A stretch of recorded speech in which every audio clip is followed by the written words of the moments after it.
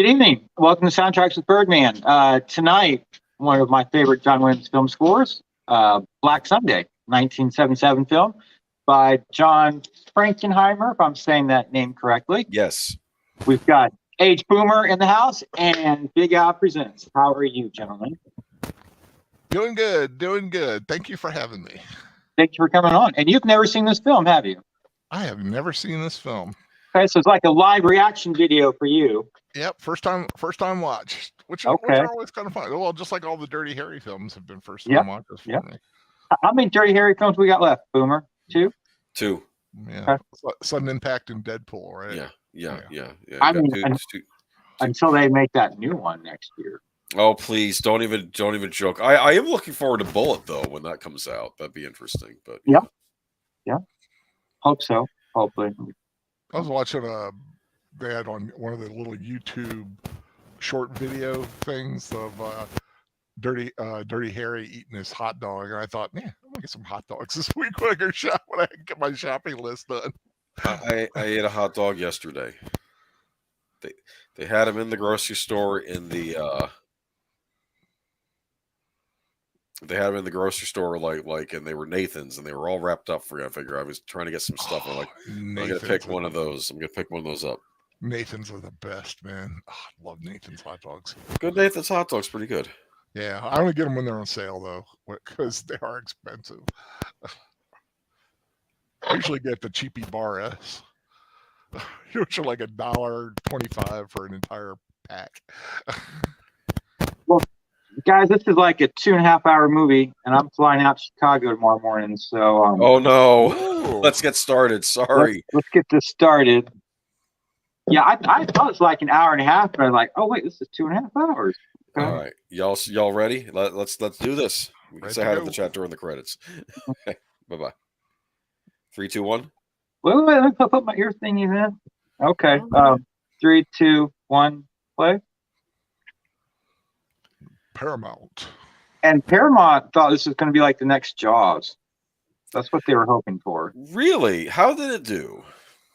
They thought this was going to be like the hit of the summer, but this other movie came out. What was it called? Star Wars. Yeah. I don't know if anyone's seen that or not, but yeah, that came out. Star Wars. Something really? called Close Encounters of the Third Kind came out the same summer. Williams was busy.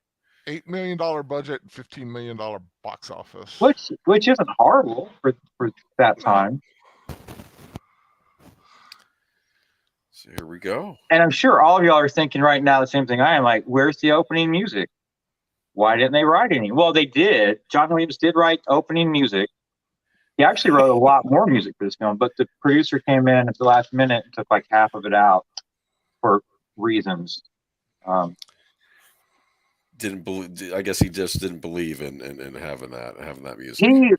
He had a habit of doing that. He was a producer on Chinatown, if I remember correctly, and he came in and pitched the score and hired Jerry Goldsmith at the last minute and said, "You do something different." For Chinatown? Yeah. Who did the original score for Chinatown?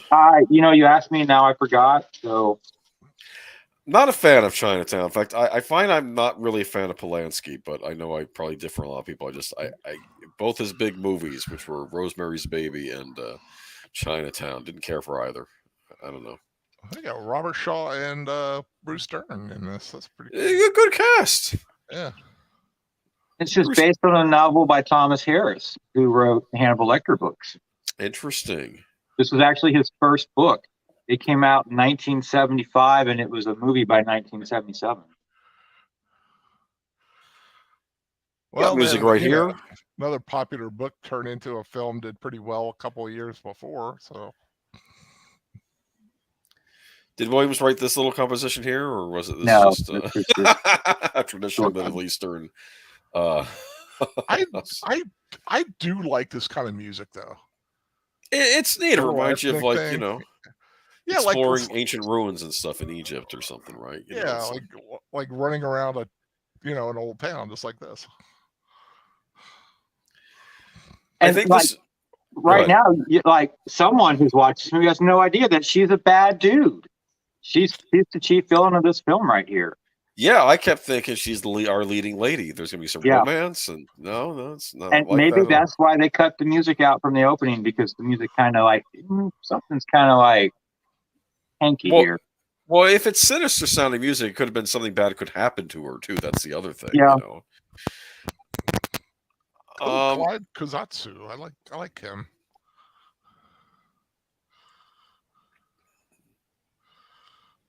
Yeah, but I don't know. Yeah, because I was thinking, not a bad looking woman, She's very attractive, but she kills a lot of people in this movie. So, music by John Williams. I do agree, at least that I think this movie deserved more score. I'm with Birdman on this, because sometimes I don't think I'm not as a stickler for having scores in all the scenes as Birdman is, but I think this movie would have benefited. I do think that. Yeah. Film Score Monthly released the entire score a few years back. I think it was a 10,000 pressing. So there's quite a few copies out there, but it's sold out. It goes for around $100 or so now. Yeah. And Mondo released it on LP a few years back. That's easier to come by, and that's Interesting. much more affordable. They give it a pretty vinyl case and all that. Yeah, I've got it. It's a nice presentation. It's got like bullet holes in the cover. That makes sense. Coming out. Yeah. Does the disc itself got the artwork on it? Well, you had options. There was the black vinyl, and then there was the colored vinyl. The colored vinyl was of the football teams, which I don't think the football teams were that predominant in this movie, but I guess it was a gimmick for them to use. What teams were they? Probably the Steelers. Yeah, I think it was the Steelers. Was one of them. They're all the same to me. Either the Cowboys or the Rams. So here we have our. I was supposed to say, is Bruce Dern the protagonist? I guess it's either Bruce Dern or Robert Shaw, right? Because it's Bruce Dern. Yeah. This is the 70s. 70s movies would typically have some not too kosher individuals as your main characters, like Travis Bickle from Taxi Driver. We have Bruce Dern's character here. This is. Yeah, I thought they did a good job not making him just a generic bad guy. You actually kind of feel for the guy. No, you feel that in some ways he got screwed over by the system. Of course, I see his woes. I think it's more just incompetence of the system screwed him over, because.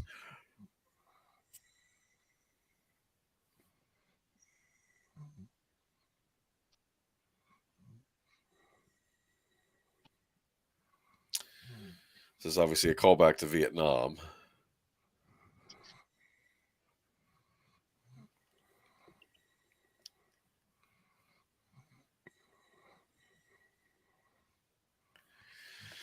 Now, at this point in the movie, most of this movie's out, and the movie itself, the war's been over. Yeah. Now,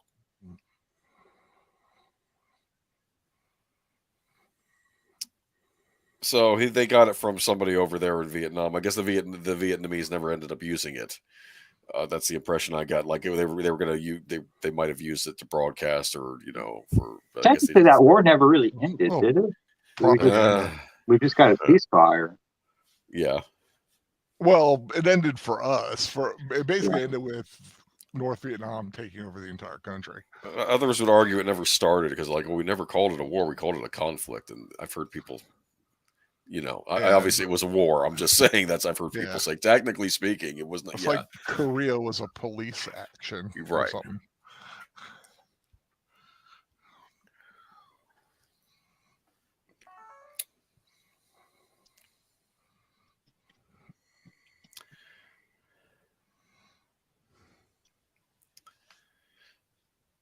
She's got a German accent, don't she?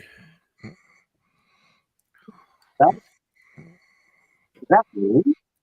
What? Is she German or Russian? No, I think they explain her later on. I think she's German, but like partial descent, and I think she's part Pakistan. Not Pakistan, maybe. I don't know. They'll explain it later. Mm-hmm. The actress is Swiss.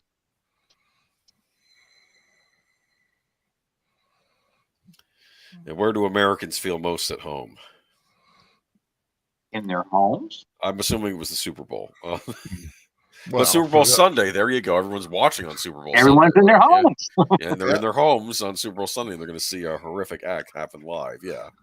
Yeah. Do you think Tom Clancy got his idea for Sum of All Fears from this? Possibly. I mean, Clancy, I'm sure, got his start during this era too, when all these spy thrillers were coming out. Yeah. I mean, he was an insurance salesman. Yeah. Hey, cut that out. Oh. I thought there was a dog going in the gate. Hi. That's funny. I thought there was like an attack dog behind the gate going after the guy. So we have Robert Shaw. This was one of his final movies. And I believe in this, he's playing an Israeli, right? A member of Playing a Mossad agent. Mossad, yeah. Ooh, you do not mess with those guys. No, you do not, and you'll see that. You'll see They will why. kill you. Good. You'll see why in short order in a minute here, Big Al. Okay. Yeah, you do not mess with Mossad. Yeah, Robert Shaw died in 1978 of a heart attack. Yeah. He had 10 kids. He was one of those hard living, hard drinking kind of Hollywood guys too. Yeah.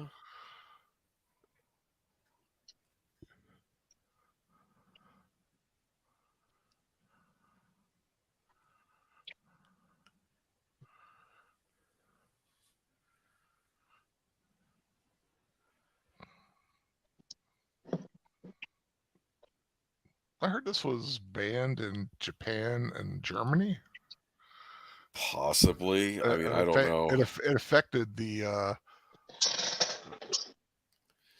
mean, it's possible some of the villains in this were Japanese dissidents still angry about the war. I mean, I don't know. I like that statue. Yeah, I know. It's a beautiful statue. Here's the LP from Mondo. Oh, I want to see that. Hold on. Let me take a look. Oh, You watch my movie. That's impressive. That's a nice. That you'll see what scene that's referencing later. Yeah. So blue, green, and gray. Yeah. It's pretty. All right. What's it? What's this? Do I hear? Is that music?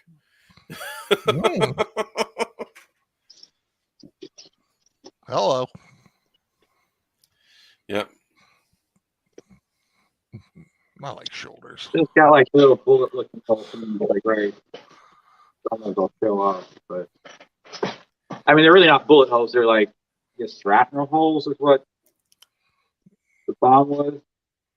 Gotcha. Of course, one of my favorite movies is also called Black Sunday, but it's a different Black Sunday. It's a horror movie, right? A horror movie from the 60s. Very good. In fact, I actually have the score to that one. Yeah, because Verva said, you have the score to Black Sunday, and it's like, no. And I almost want to say, well, not to that Black Sunday. I have it to the other one, but yeah.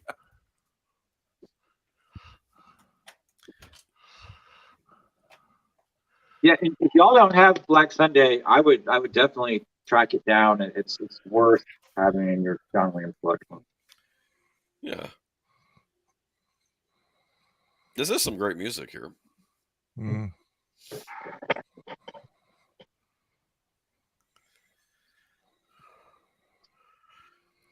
What I like about this movie is that nothing is neat. Like our little group, the Black September movement, they do a major screw up, and so does and even the Mossad agents aren't infallible.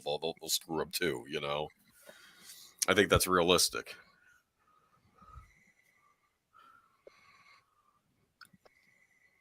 If he had shot her, would that have pretty much ended the movie? Possibly. I mean, Bruce Dern's still out there, though. He's still. They needed her for him, though. I think her feminine wiles was keeping him in check. I mean, yeah. I mean, it's possible Bruce Dern was the type that might do might do something on his own. Might do something on his own, probably a rage massacre or something like that. You know, it's like a Timothy McVeigh. Yeah, something like that. Yeah, I could see that. But now that these this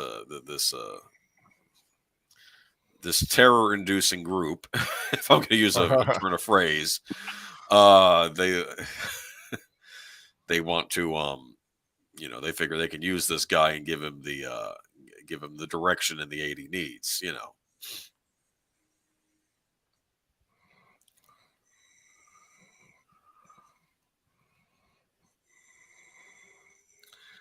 So let's see. So you're saying there's more good score than just what we hear in this movie? We hear right now. Yeah. Okay. Yeah, the total soundtrack's just over an hour.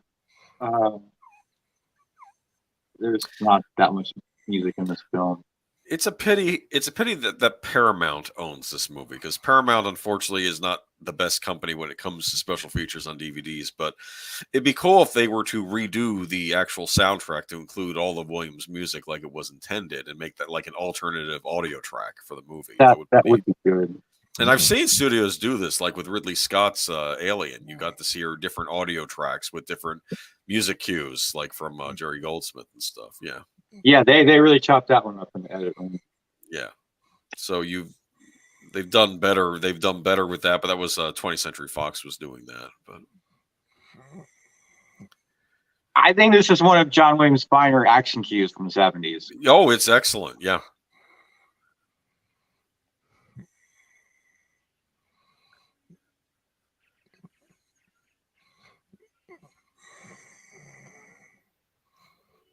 Oh.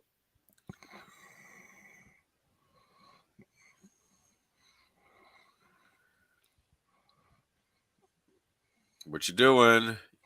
You made a mistake. He didn't see her as an agent. He probably thought that's just some girl. Yeah. Not knowing that she's the key to it all.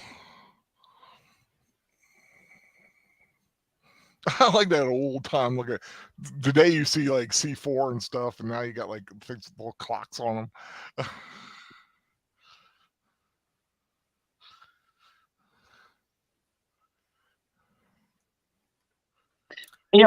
I wonder how much influence this had on Steven Spielberg's Munich.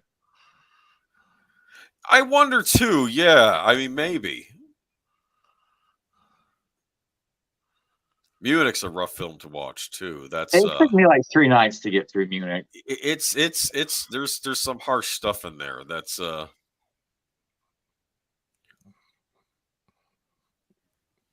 I mean, I get it, especially how the Jews were treated during the war. I understand never again, but yeah, it's. I've never seen Munich. I'll have to go watch that. It's a great Spielberg movie. Yeah, I like movies based on real events like that. It might be interesting to watch that one with Schindler's List, actually, because that's like this is I want to say like it's a follow up, but like you see what happened during the war, and then you see that later. I was actually contemplating attempting to do a Schindler's List rewatch, but I don't know. Well, we can think about it. It is a great John Williams score. I mean, at least that the main title track. It's heart wrenching, but it's definitely a great piece of music. I just if you ever want to do Schindler's List, let me know. We could always do it in 2 parts if you didn't want to do the. I mean, I've seen it twice. I saw it in theaters, and then you saw it when it came out on videotape. I watched it in college, a couple college classes. That was a big thing. Oh, here we go. I made the tape, so they got their hands on the tape.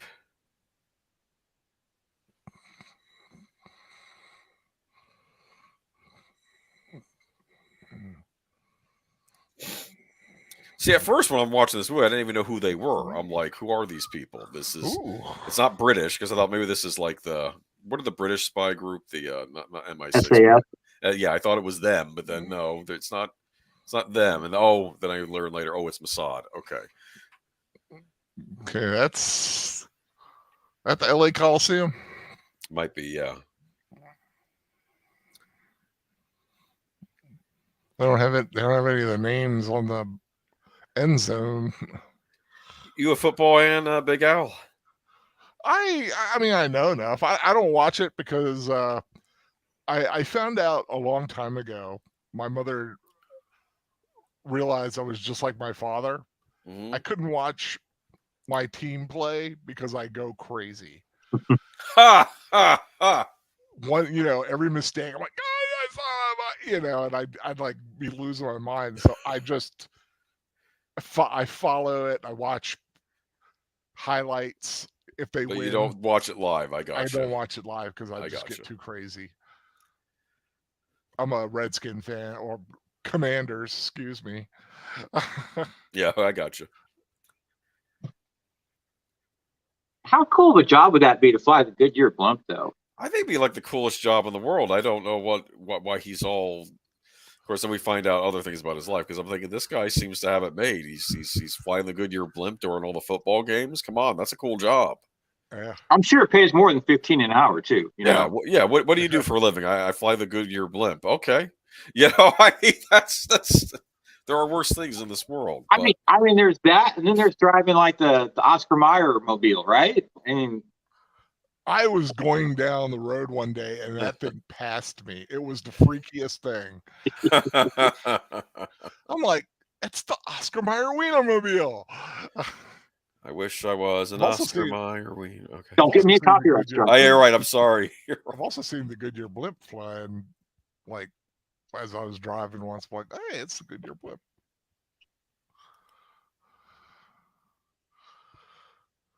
That Nathan's hot dog wasn't bad. I'm like, I need to. I was on the way to work. I had to grab something to eat, and I'm in the store. I had to pick up others. I'm like, see if they got anything in the thing. And I said, look, there's a Nathan's hot dog all wrapped up. And I'm like, you know what? I'll try it. It was all right.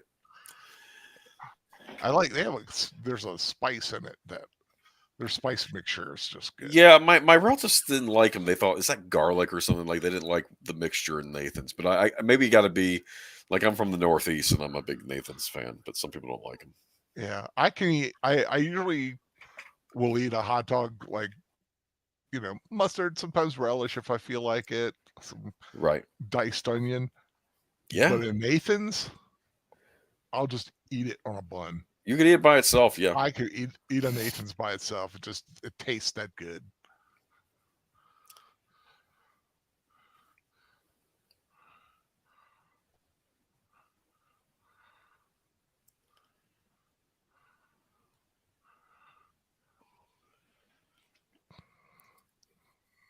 So I guess she's talking about the other I'm always worried what I can say on YouTube and not, but I know that guy. she's talking about a conflict in the Middle East that's been in the news for a long time between two countries there. Isn't that one guy from the Reanimator movie? No, I know who you're thinking of, but that's not the actor. He was in Creepshow, though. He was Hal Holbrook's college friend, remember? I know the actor you're referring to. They have a similar look, but no, it's a different actor. In fact, I'll find out what his name is. Hold on, give me a minute.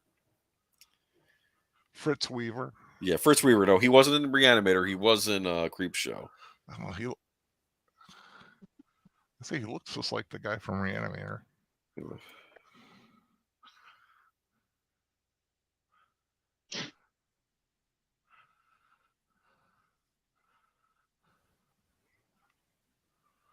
No, it was David Gale. They have a similar look. They do look a lot alike. I'll admit that, Yeah. but yeah, different actor. Boomer, did you hear that Carter Burwell sent me a CD? No, what is it? It was Carter Burwell CD. It was what? I'm sorry, what? Carter Burwell, the film composer. Oh, I bought a CD from him. I'm not sure the address. So I'm not gonna dox him. so that's fine. But I will send him a Christmas card. Yeah, you got another vinyl coming from me too. I got to check on that. They keep extending the date, like it's coming out in I January. got another email today from Mondo saying Werewolf by Night's been delayed again till whenever. It doesn't matter. I mean, like who expects these things to come out on time? Nobody.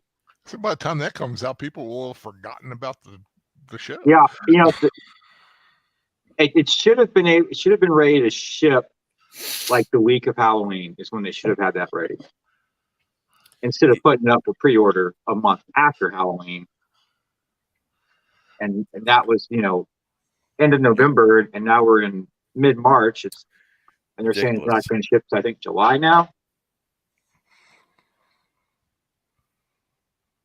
It'll be in by this Halloween. Maybe I'll have it for this Halloween. So is this where Bruce Dern lives? Yeah, and like I think ET's been delayed, and they put Loki up for pre-order today. I don't know when that's supposed to ship. I don't even care. Just pre-order it, and they take your money, and then you wait 9 months for it. What's this rated?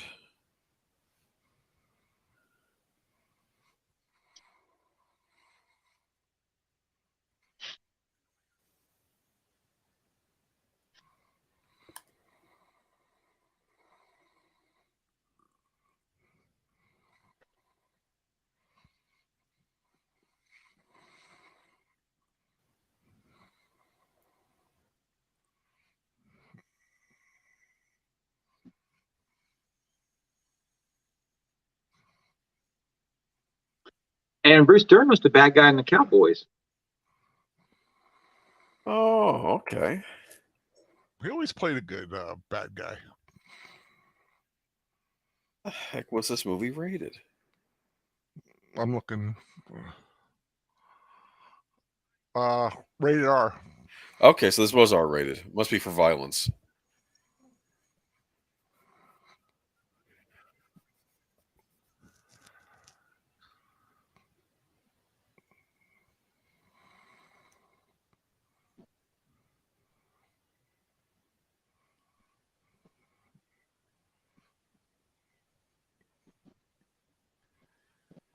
He is unhinged. He plays unhinged very well, Bruce Dern. I never really realized how good of an actor he was until I saw this movie. Yeah, no, he's been in a lot of good stuff. He was in you want to have fun, watch Nebraska from a few years ago. It was nominated for an Oscar. He's in that. He plays an older gentleman who thinks he won the Publishers Clearinghouse, so son has to drive him over there, even though he knows he didn't win. Because everyone gets that letter. You could be a winner, or you're a winner.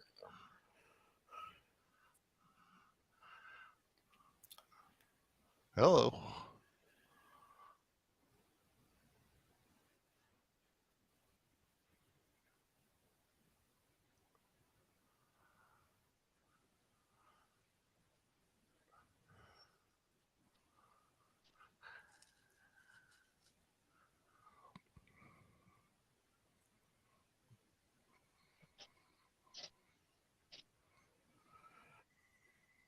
Mm-hmm.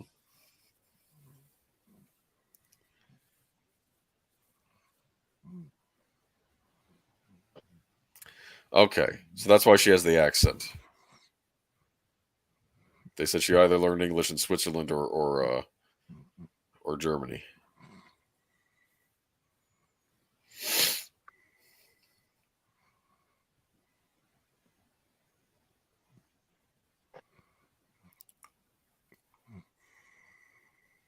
How much is 600 kilos? Like in American weight? What is that? I could do the translation.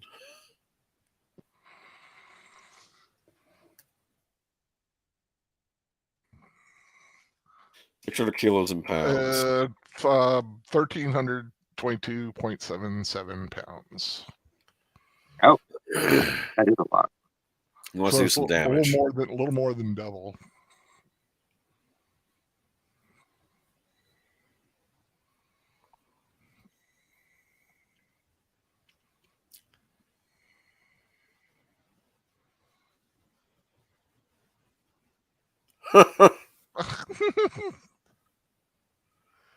He has a point.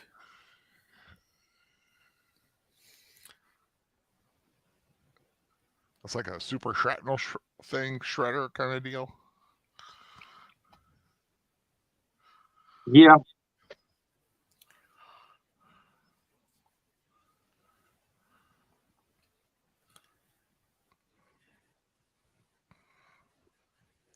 Bruce Dern's in a movie, one of the movies I'm watching in my June rewatches. What one? Support your local sheriff. Oh, okay. He was in Silent Running. That was the science fiction one. Yeah, that's a good flick. I might do that next year. Yeah, Silent I Running. say That's next year because this year is pretty filled. pretty booked up. Yeah, I got you.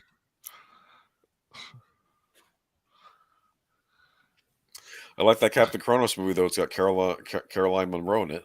Oh yeah.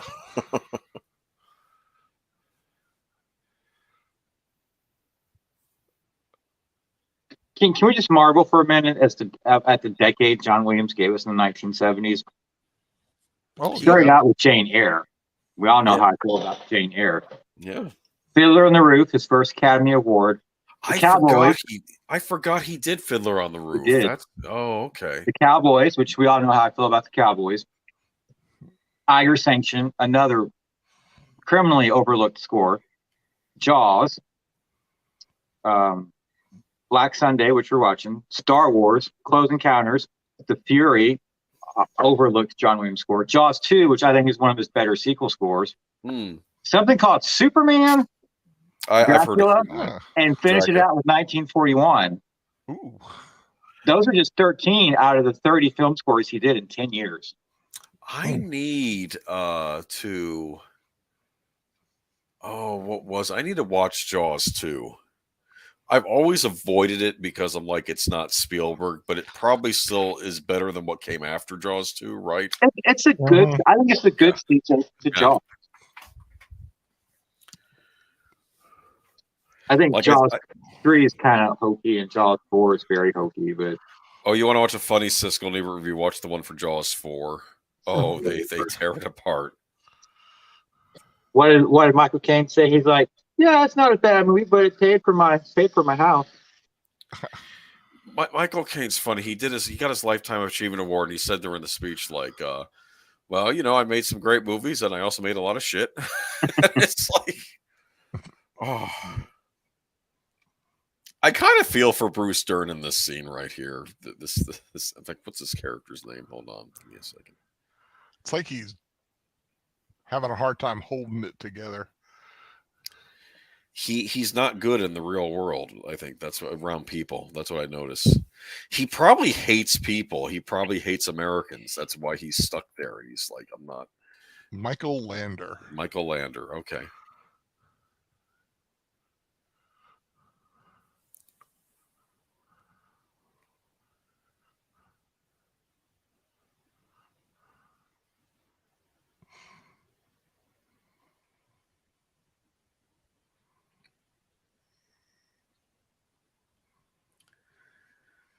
Take a number. I have an appointment at take a number. That's annoying when you arrange your doctor or dentist appointment and that you show up on time, but it doesn't matter because you're still having to wait. Yeah.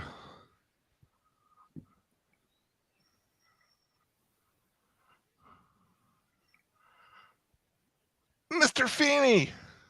Is that who that is? Yeah, William Daniels.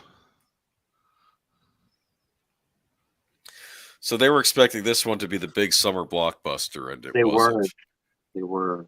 Yeah. Box office 15.8 million. Is that I don't know how is that in 70s money. That would be good in 1970s money. Yeah, because it's a budget of 8 million. I thought it said 15 million. Ooh, they said a movie called 2 Minute Warning, which had a very similar plot, came out just beforehand and performed poorly. Yeah. What's 2 Minute Warning? We should have watched that one instead. Look at that. Oh my! It's like the same cover. It's like the same poster. Is it? It's similar. It's got a football stadium and all these stars. It's got Charlton Heston, I think, in it. This is like the poor man's. Yeah, that came out in November prior. Who did the score to it?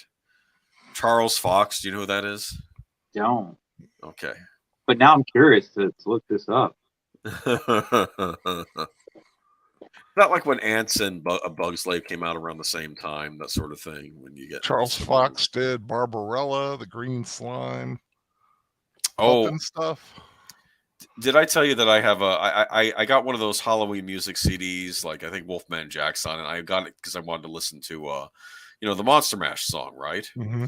But then I had an added bonus that they had the Green Slime song was on there as well. You know, the Green Slime song. If you've not heard it, you need to check it out. It's actually in the trailer for the movie. Oh, I forgot. This is important character building stuff here I'm talking through. He's basically saying he told the guy told this guy's wife when the POW comes home, we may not be able to perform. Hint hint. you know.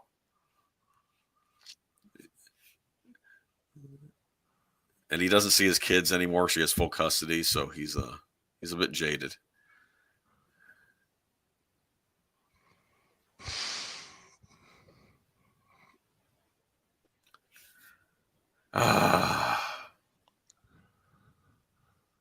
So he's a little bitter. Did you get that impression, Birdman, from that scene? He's got some emotional problems. And again, though, is this the government? Maybe they were not being, from his eyes, they were being unfair to him, but maybe they weren't. Maybe they were just trying to be realistic about, explain to his spouse what's going on. But let's be honest. Even today, there's a lot of veterans that fall through the cracks. Oh yeah, sure. Oh, of course, I'm sure. I'm not excusing what he does in this film, but I'm saying we could do a lot better job of taking care of our veterans. I think so, yes.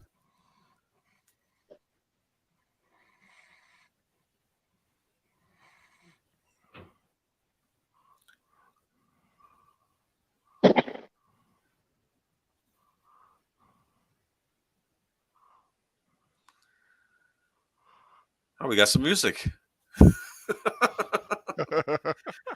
It's like I love it when it's here. I wish I wish there was more of it. And what you're hearing right now is similar to what the opening track was. It actually shows what that Williams could definitely do thrillers, And I guess we heard that with Jaws too. That's kind of a thriller too, but yeah. That's probably why they hired Williams. They thought this would be the next Jaws, right? They were trying to find that winning formula. They were, but he'd also come off winning an Academy Award for Fiddler on the Roof and Academy Award for Jaws. And he had signed to do Star Wars. He had done Close Encounters. This was kind of like the next job after Close Encounters and right before Star Wars. I forgot Williams did the score to Fiddler on the Roof. We were talking about it on my stream the other week.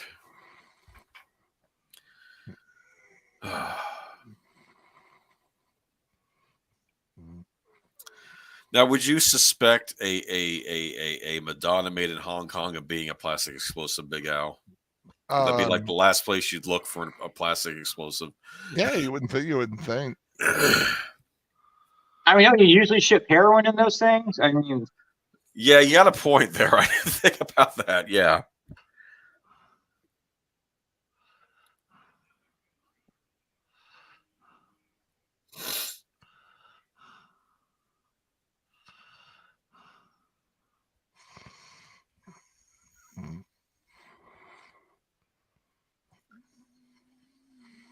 There's a lot of low register piano on this score, which John Williams has always loved to use. Yeah.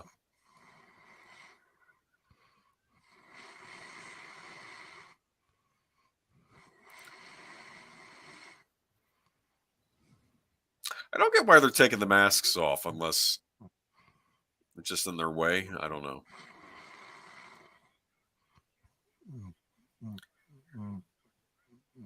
Actually, I now know why. Maybe he's taking the mask off in case they evade them, so they don't look like the people who have the masks on. I don't know. You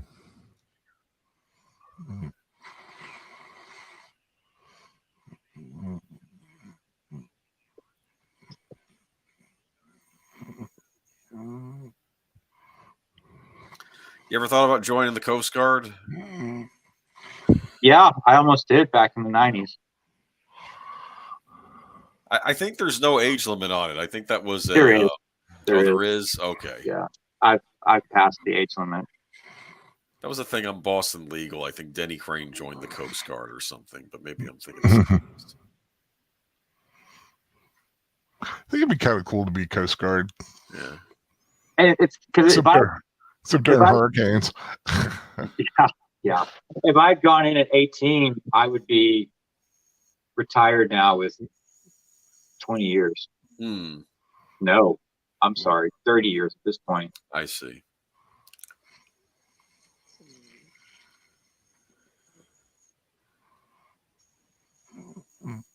Look at this. But you could be chasing after guys like this. Good. And he knows what to do. He timed everything. But actually, you know the big thing that kept me out of the Coast Guard? What? Lactose intolerant. Why would that make a difference? They ask you these questions when you call up. And it's like, ever been arrested to use drugs? Are you lactose intolerant? Click, hang up on you. Maybe they have to deal with dairy? They say that you could be stationed on a boat and they could use, and I'm like, there's different degrees of lactose intolerant, Yeah, I don't know. but they're very picky about who they take too. No, they'd probably reject me for some reason too. Yeah, I mean, like the Marines will pretty much take. They're pretty accepting, and the Army is pretty accepting. The Air Force is strict. The Coast Guard is strict. Navy's so. Night scenes are very hard to shoot, but this one seems particularly murky to me. I don't know. What do you think? Yeah, but not overly so. Maybe not for the time. I mean, well, I that's still good make for out 1977. Yeah.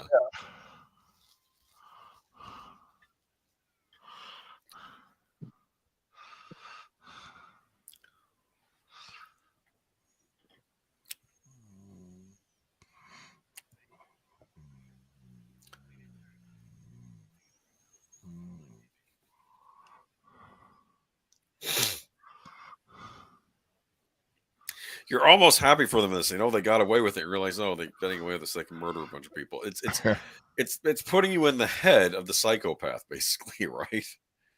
I feel like it's more their movie than it is the good guys movie. It was the 1970s. I wonder how the book reads actually, because maybe you do get more from the Mossad perspective in the book. I don't know. I mean, it's Thomas Harris, right? So he did Hannibal Lecter and all that. Yep, that is Thomas Harris.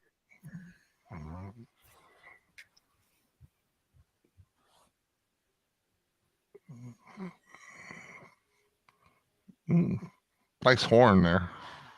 Yeah.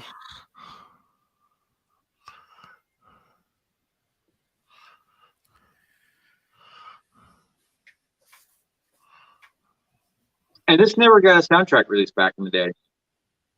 The first release was the Film Score monthly release. Really? Like 20-something years later. That's surprising. They used to always put something on an LP. Especially, they thought it would be like the biggest movie of the summer. They didn't have anything planned. It's one of my biggest problems with when you were in the 80s when you're trying to buy a score, because you had to buy it when it came out. Yeah. If you dilly-dallied, it's gone. It's like this strikes me as rather brazen. This is just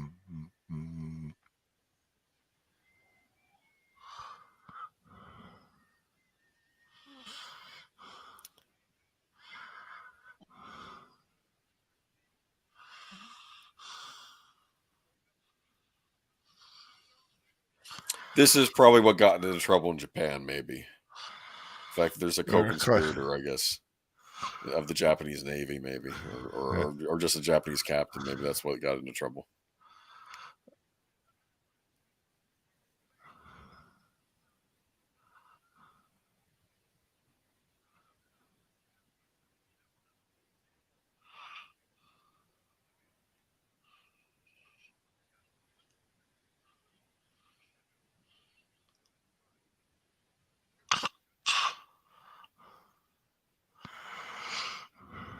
Huh. Like those turtlenecks? When it's cold outside, I do. I like a turtleneck.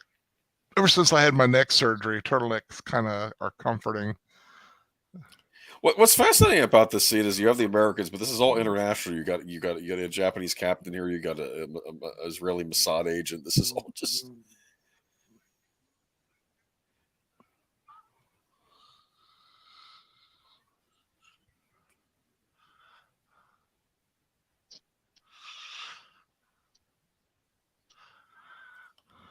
Uh, was that a knock against the FBI? Sound like it.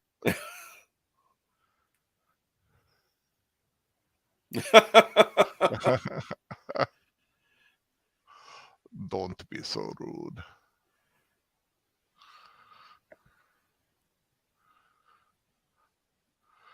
So Stephen Keats, the guy, the rude guy, Robert, he's been in a lot of things too.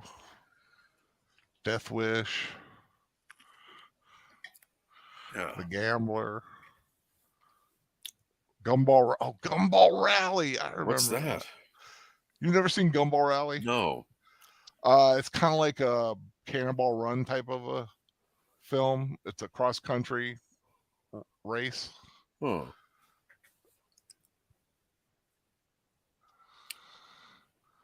Gumball Rally's fun. Interesting. I'll have to do that one day.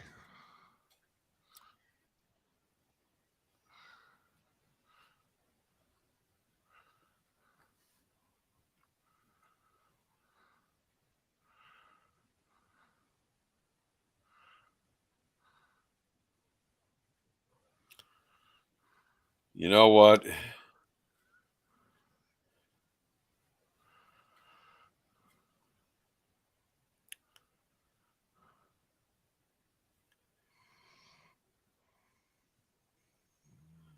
Ooh.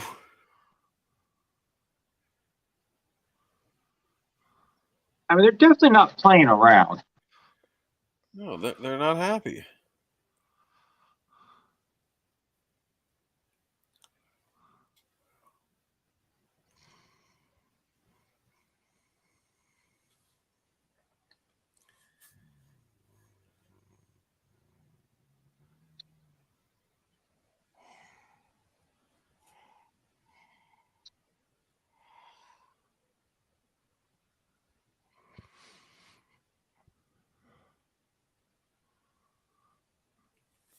Is this a good cop, bad cop routine? Is that what I'm getting from this? He's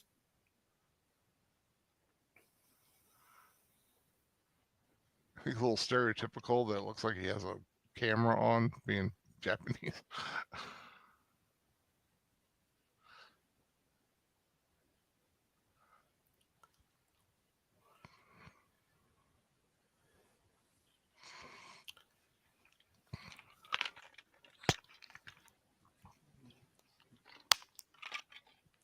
I don't know. I think it's a little silly. It's got banned in Japan. It's just one man who took a bribe. That happens. even in every country, every position.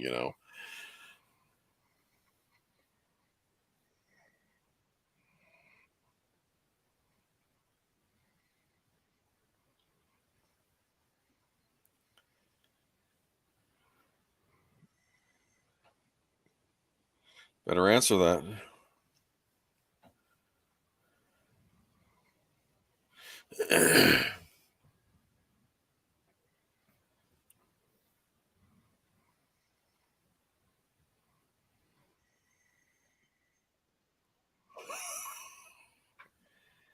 You see that, Big Al? Oops.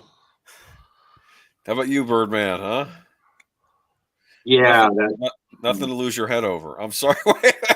Yeah, Did Bruce Dern set that up earlier on? Is that what I was seeing? yeah. I know Mossad's used exploding phones to take people out before.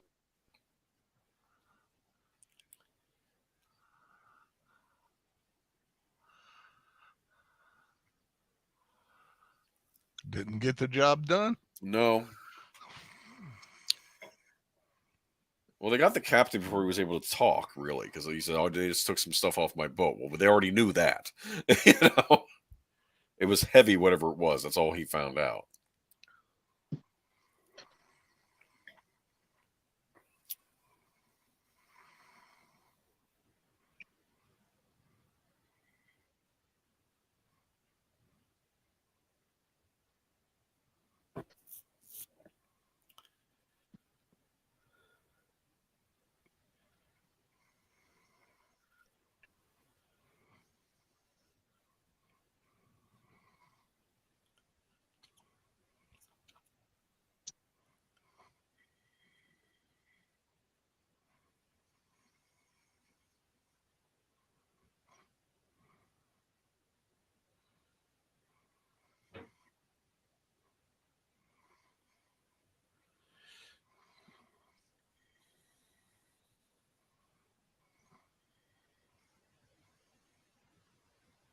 It's like everyone he knows is dead. I'm wondering how they died too. Maybe I don't know if that's explained later. They were probably in the military. I would, if I had to Okay. guess. I didn't know if we're going far enough. If it was a camp situation, but yeah. I don't know how old he is supposed to be in this. This is the 70s, right? So.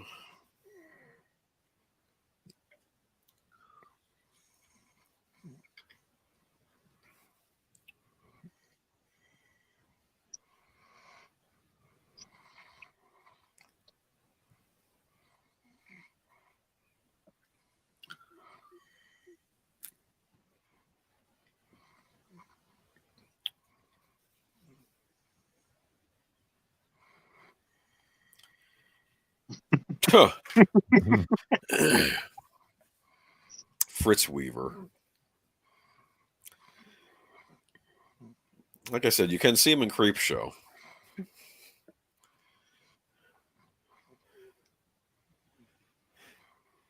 Actually, I'll say Bruce Dern plays unbalanced real well. So does Fritz Weaver.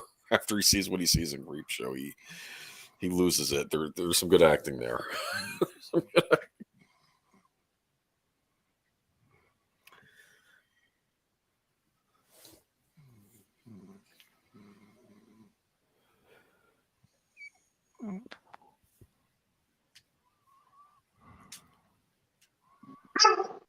Hey. What's outside my house? Wolfpack restless tonight.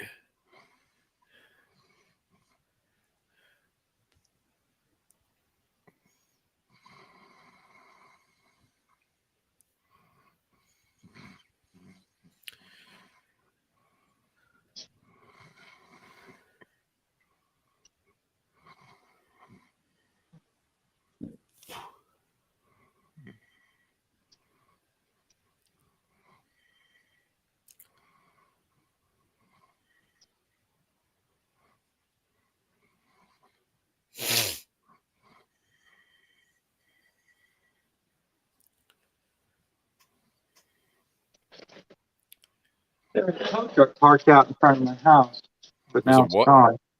A tow truck is parked in front of my house. You want to check on your cars just to be safe? Oh no, they're fine. Right. It was parked in front of the house and it turned around the cul-de-sac and drove off. Maybe someone broke down or something. They had to get a tow to a garage or something. Yeah.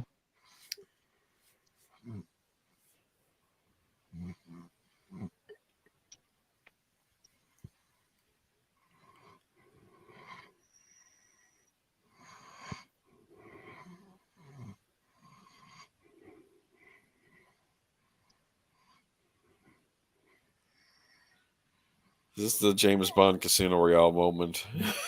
Mhm. I remember in the book how he's saying, are we any, the devil's so bad, are we really any better? And, it's like, he's having doubts. Mm. So it's going to take something to happen to make him realize, yes, we're still better than what we're fighting against. Yes. I like that piano. The low register piano. Yeah. Yeah. He used that a good bit on Close Encounters as well.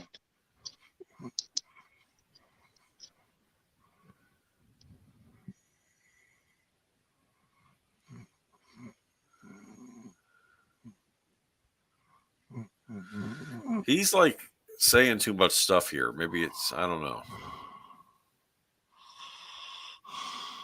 At least he's admitting it, right? I imagine in the book he wasn't saying this out loud. It was probably an internal monologue he was having.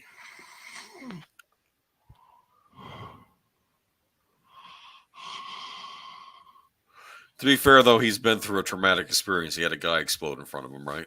I'm sure it's not the first time. I mean, I know. That's the sad thing. Yeah, it probably wasn't. No, it's just, it's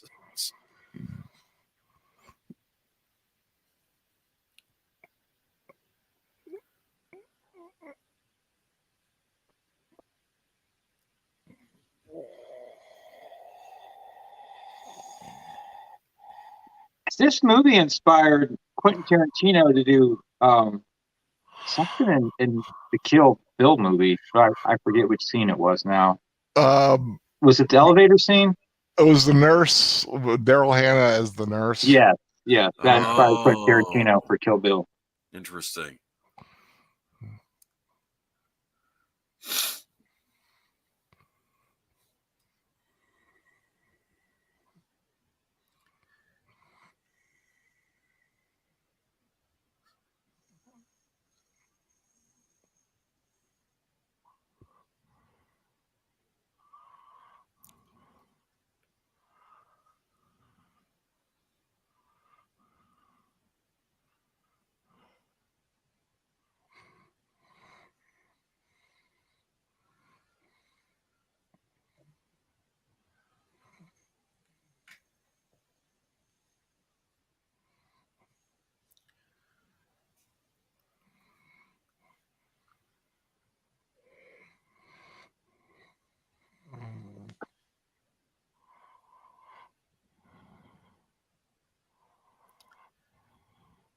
Is that him?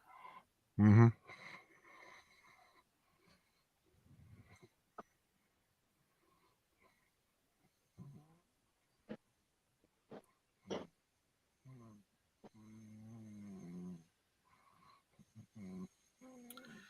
Think that's ever gonna make a comeback? The turtleneck and a sports jacket.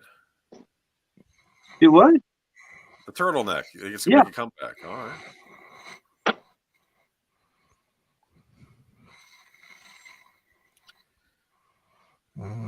She's posing as a nun.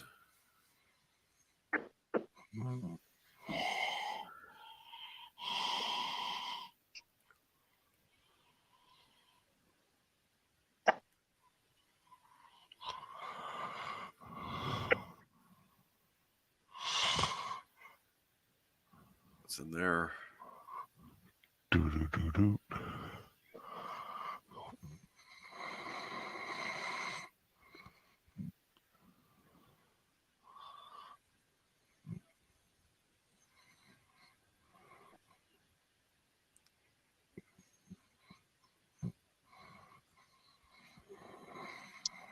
Yeah.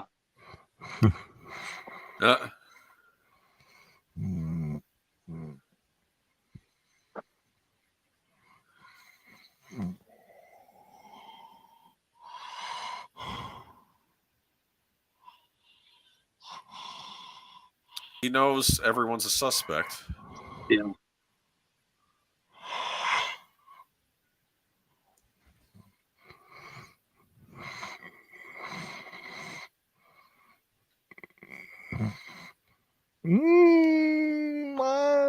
I would want to be him right now. Oh, Yep. but he turned his back for 1 second. That's what did it.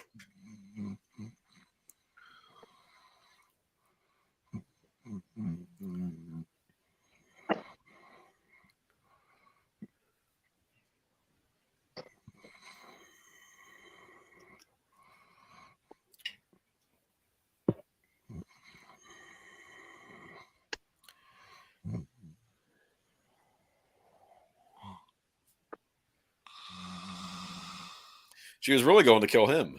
Yeah. Yep.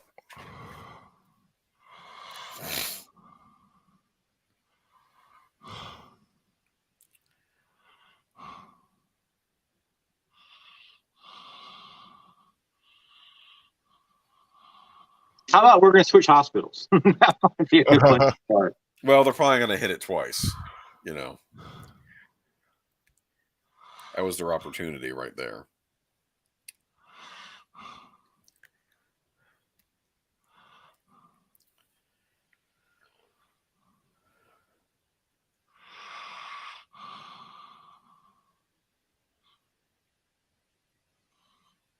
It's getting out of that bed.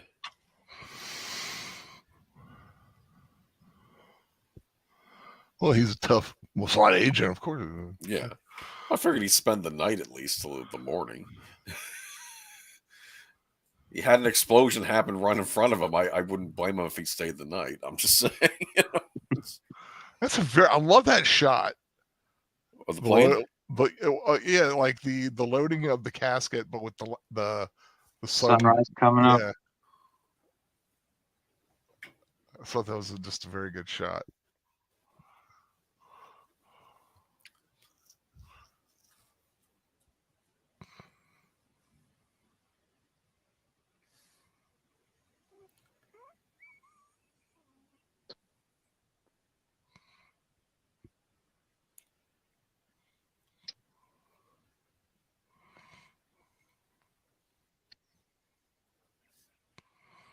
Whoops.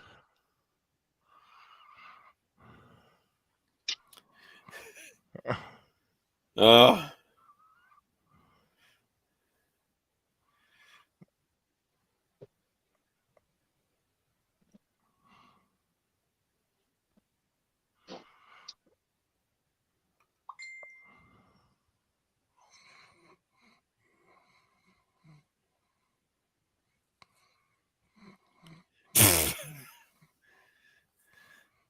Boomer, picture crossover with this guy and Dirty Harry working a case together. probably. I could see it. I could see it. They're kind of cut from the same cloth. Yeah, they're. It's a pretty badass bolt of cloth.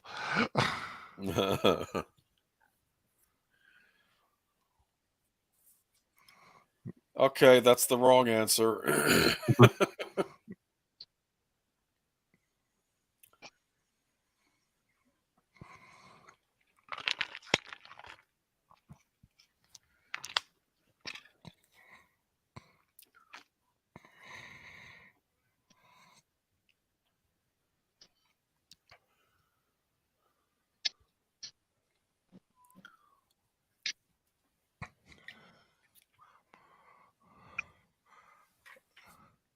It must have been a rough scene to film for him. Trying to Having a talk gun with in your gun mouth? his Yeah. mouth.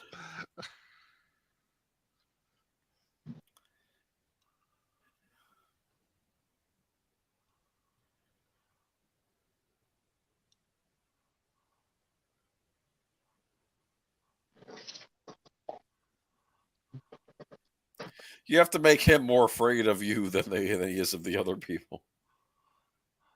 Yeah. I think he's doing a pretty good job at it.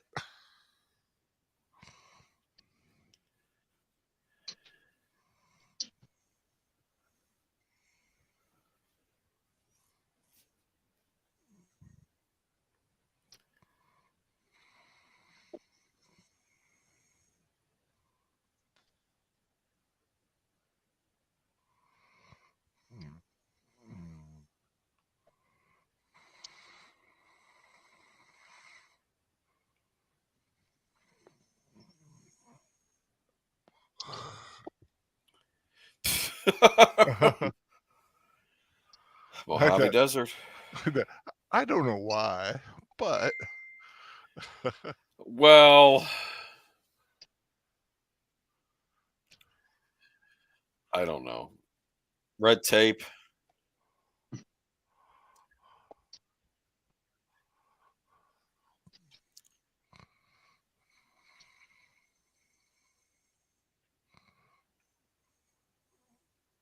It's a pretty cool looking airplane.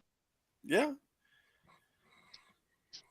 70s were an interesting decade. I would have liked to have lived in them for a little bit, see what they were like. But, yeah. Born in 77, so I didn't really have a recollection of it till, you know. I remember it was a glorious decade. Yeah. I know the 80s and I know the 90s pretty well, though. What year were you born, Big Al? 1965. Ah, I see.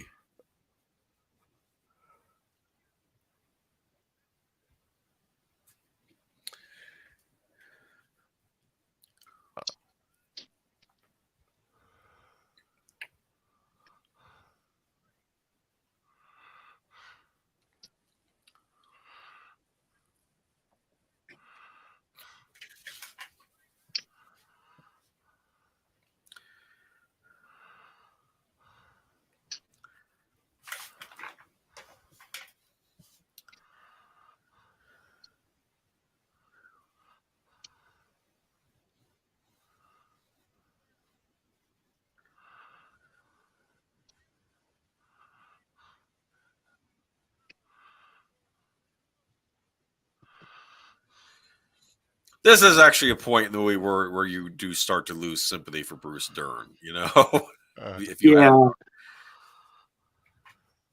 And then the part where he blew that guy's head off, I mean, well, yeah.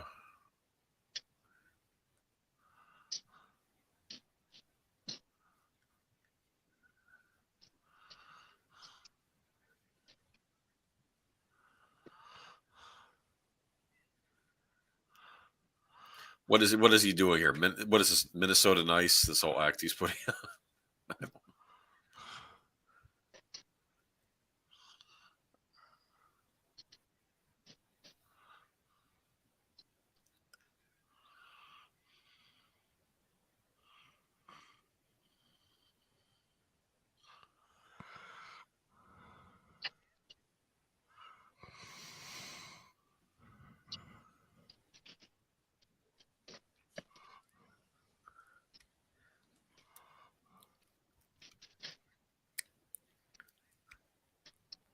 and this, I wasn't quite sure what this was first time I saw this, and I was like, oh, that's different.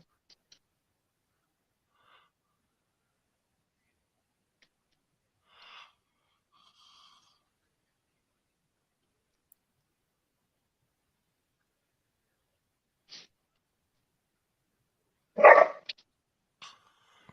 that cricket? That was tight. Oh. Hey, guys.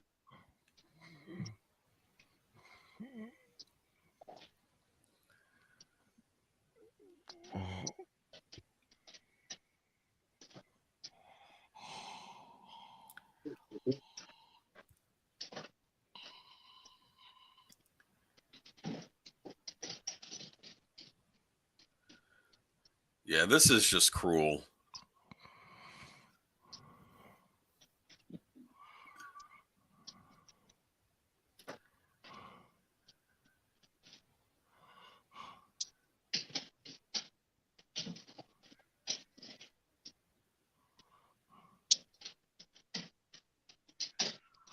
Ooh. Yep.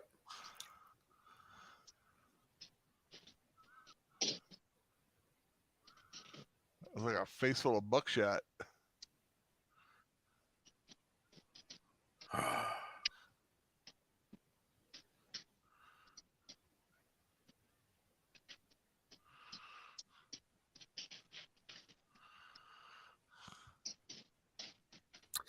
So I assume this is a very fancy dart gun. It's a dart bomb, if you were right.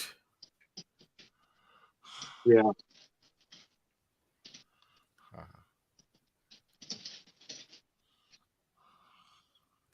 I mean, things just like blow up a blimp and kill a I bunch think of the idea is people. to shower the crowd with all these darts, killing a good Yeah, number of people. right. Yes, yes.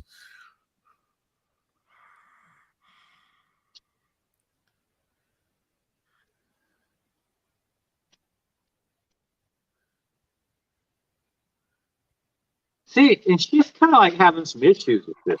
She knows he's psychotic. I mean, she's in it for the cause. This for her, this is a war. For him, he's enjoying the killing. Do you understand? But their end result goal is the same. So Yes. why is she upset?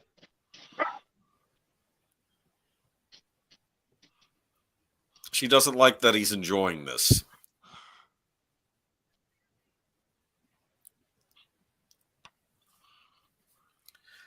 For instance, maybe on some level she does not enjoy this. She just feels that this is a necessary evil. Do you understand? Maybe that's what it is. I guess, but the goal. I mean, the end result at the end of the day is to kill a Well, bunch I of people. know that. I know. I mean, you could be in a war and, you could be fighting an enemy that deserves it, but you could still have a guy on your side that likes the killing. You know what I mean?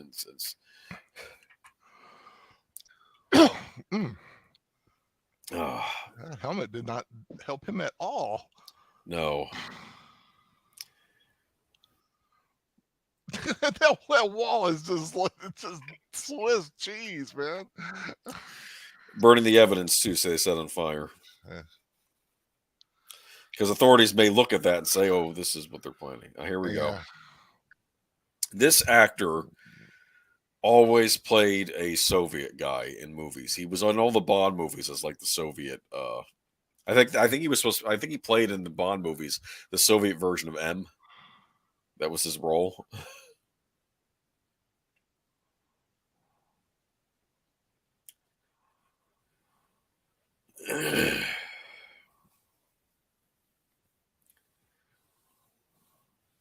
There's not that much open space in DC anymore. No, I guess not. Not that much open space. I'm telling you, there used to be more open space in the area I lived in. Now it's getting all closed up. Yeah, Walter Gottel, the actor's name.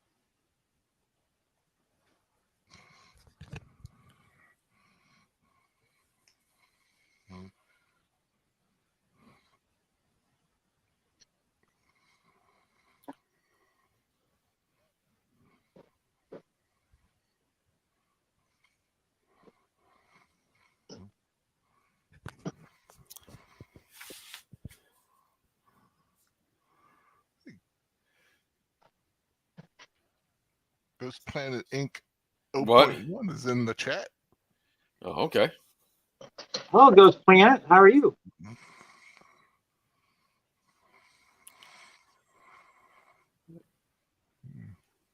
Well, of course, who else is going to have the most information on this stuff? It's going to be the other side of the Cold War, right? Mm-hmm.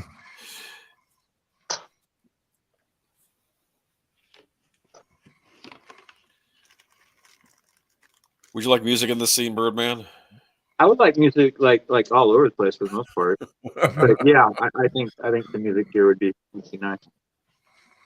I don't mind if it doesn't happen. I think at 2.5 hours it needs more music. That's my whole Yeah. idea. Yeah, because it's really a stripped.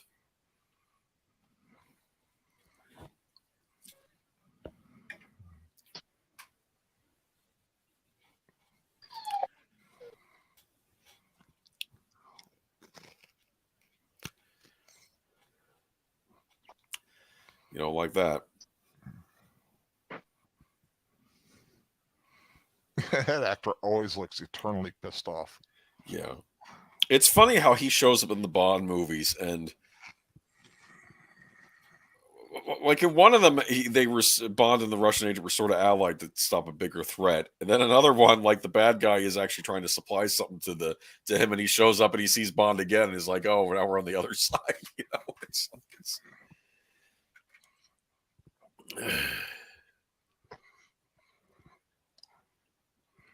But yeah, I think this is in keeping with a lot of the 1970s movies, how you have these very flawed main characters.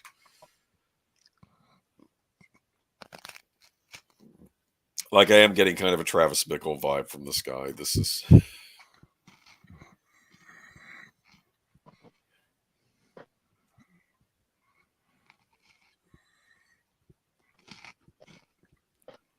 Yeah, at first I thought he was building a boat.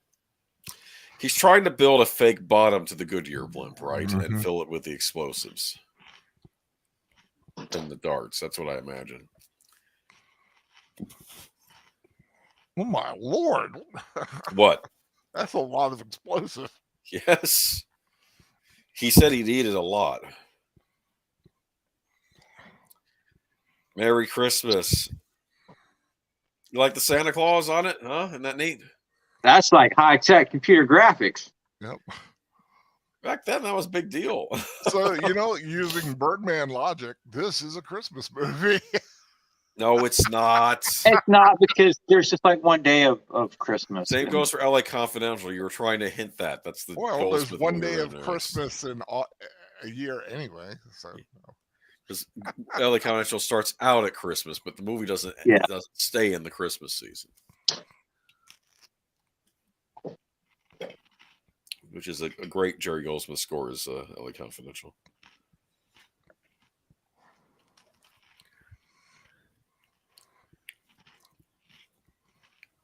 Oh, cool. Thank you for inviting your mother. Yeah, she's always welcome to come by.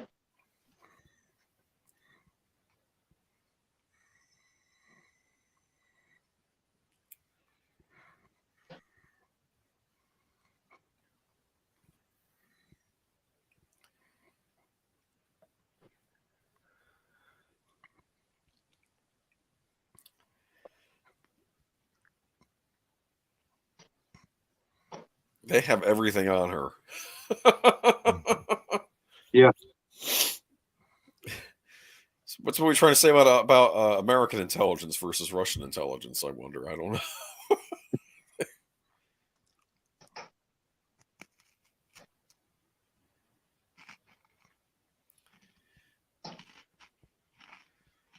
So I guess this is a person. This individual wants revenge against the Israelis. So that's what I'm getting from that.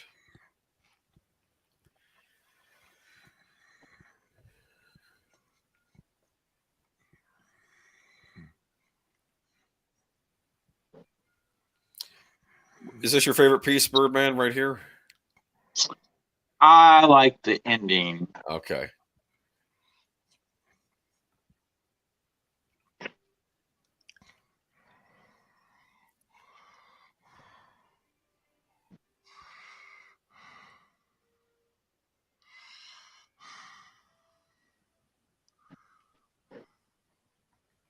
And I would hate to have to drive across the country towing that behind me.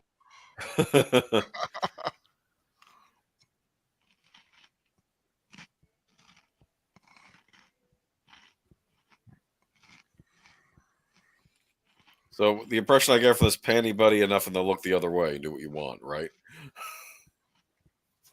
Pretty much.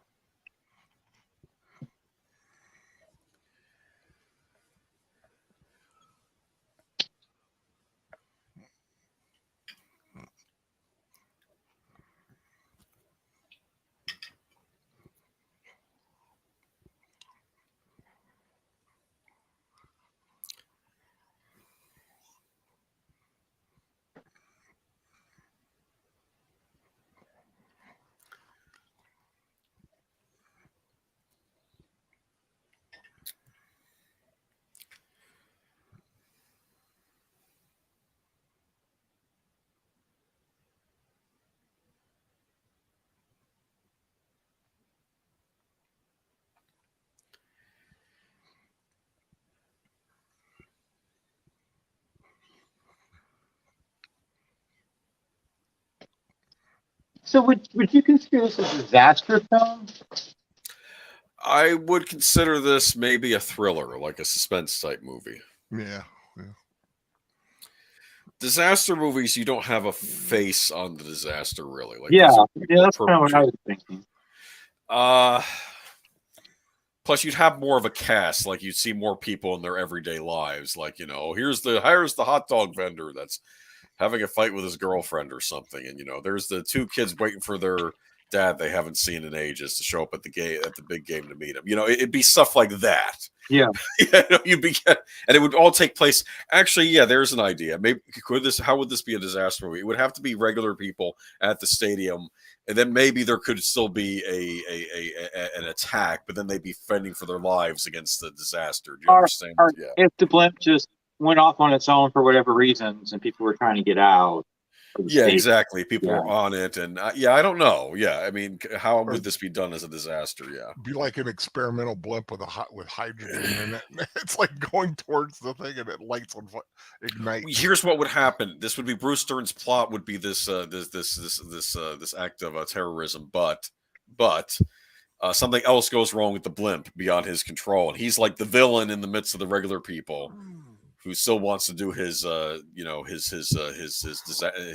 disaster mission. Do you understand? And but he'd be like the villain mixed in with the crowd of people trying to get the blimp back, stop the blimp from crashing or something, right?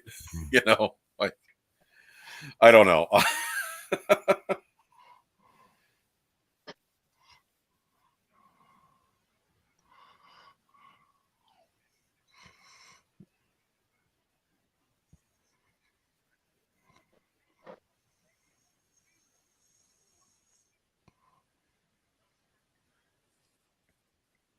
Okay, so they know she's been made.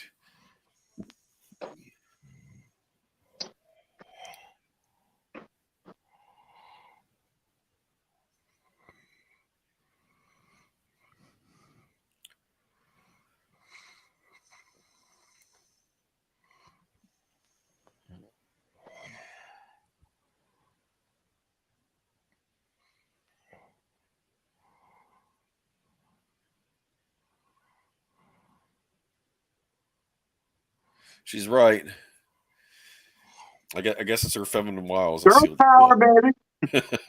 deal.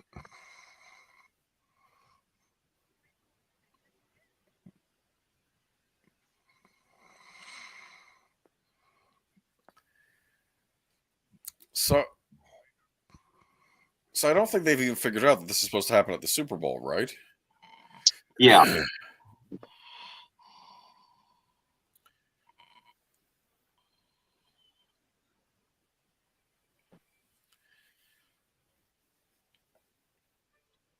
How far are you from Miami, Boomer?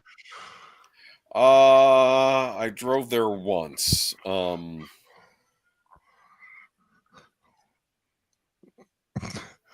sounded like Probably no more once than was 3 enough. hours, maybe 2 hours. I don't know. Did you like Miami? I didn't stay there long. I was there to meet an old friend. They were stopping by there, but I don't have an opinion of it one way or the other. Florida is a very odd state because there's so many different parts of it. Like Miami is its own animal. If you go in northern Florida, that's its own animal. Central Florida is its own animal. It's like they're all different. I guess it's a fairly big state, so all, different parts of it have different characters to them. Yeah, I always forget how like long Florida is. Yeah. Like Key West is a different feel to it than I've been to Key West. That's a different feel to everything else. Key West is bizarre. You go to Key West and look out at the ocean. It's like you're at the end of the world. That's how it looks like. I guess it's somewhere where, like, I guess the equator is, or it's in some place where, like, something's, I don't know. Like the way the sea looks, it's odd.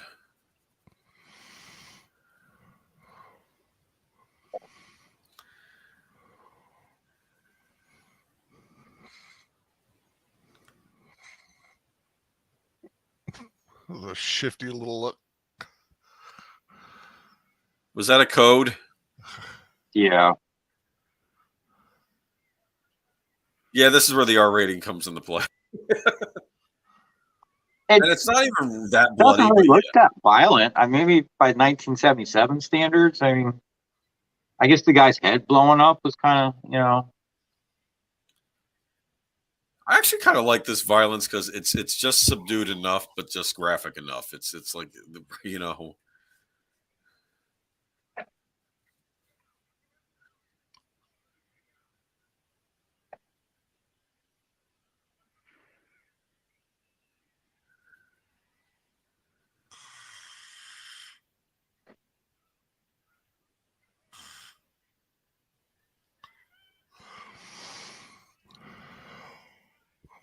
So twirl the hostage around when you're walking. That's Wait, shouldn't he be out of bullets by now? How many shots has he fired? well, yeah, he only has, I think. He only got 6 in there.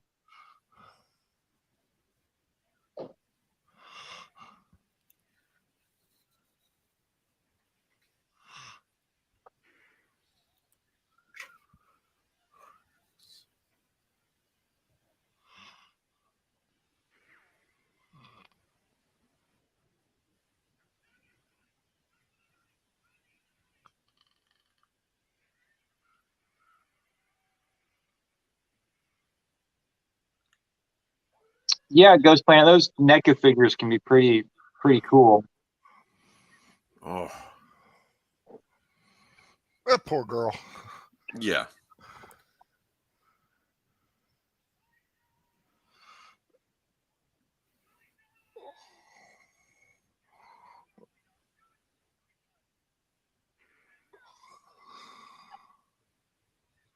Oh, was that just some onlooker? Was that a cat? That was I a think so. Yeah. Something white went across there.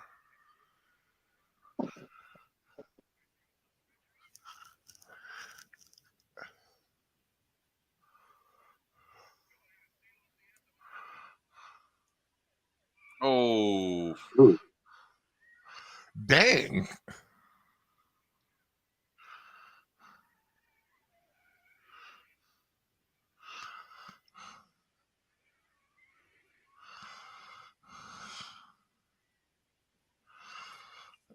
I guess he's reloading off screen. That must be what's happening while he's running, maybe.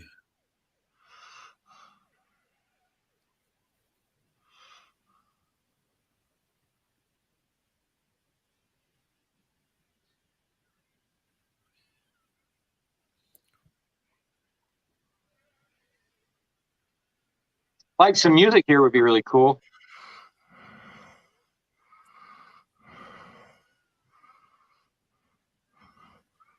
Well, you kind of got a little singing going on. Yeah, that's not really what I meant. Trying to think what I would do in this situation. I guess you can't just stand still and blend in with the crowd. They still made your face. Yeah. Trying to think what you could. If you could swim to Cuba.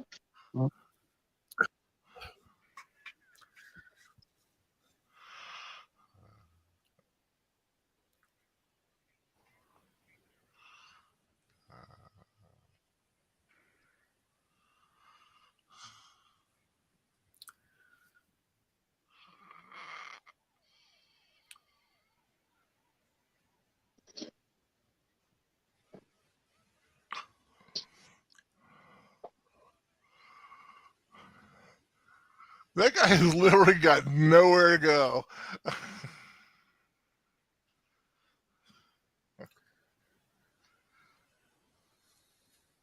Oh, well. They're not getting very far in this case. It's like 1 step forward, 5 steps back. That's what it's feeling like in this movie.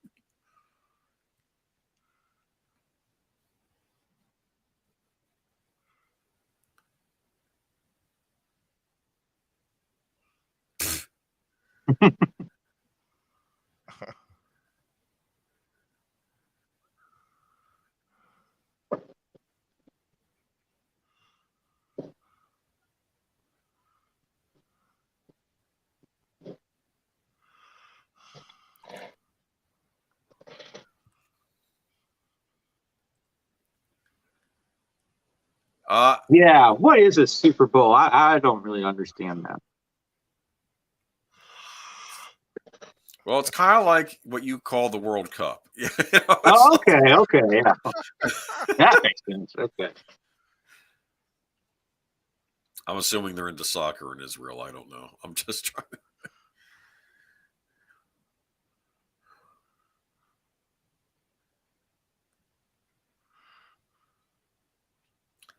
City of Miami welcomes you.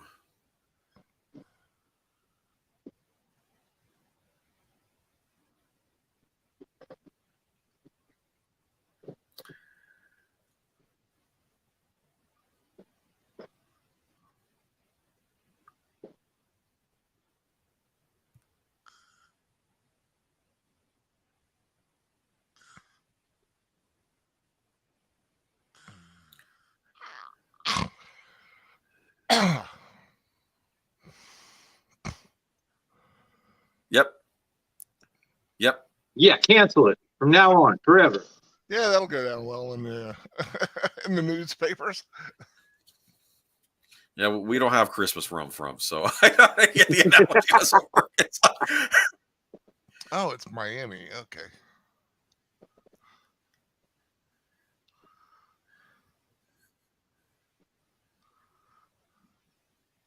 Done. I almost felt like he was about to say done. Okay.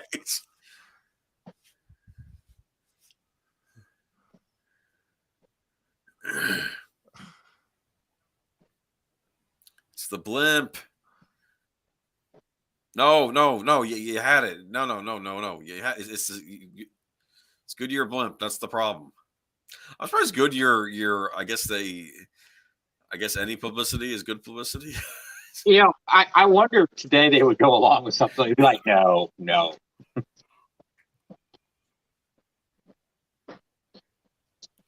What, the president?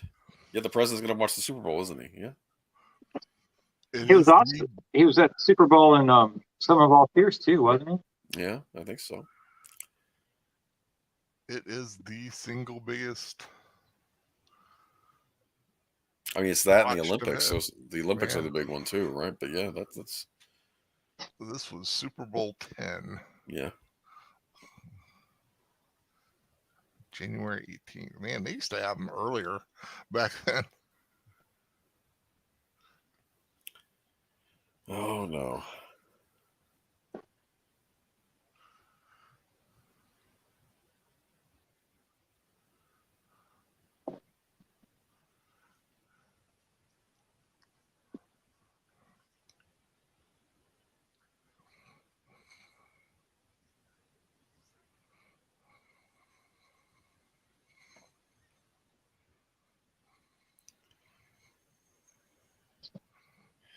Oh, we know what's going to happen now. Farley's Farley's going to have a bad accident, isn't he? Yeah, he's gonna have to miss work that day, I'm afraid. But that might alert the authorities as to what the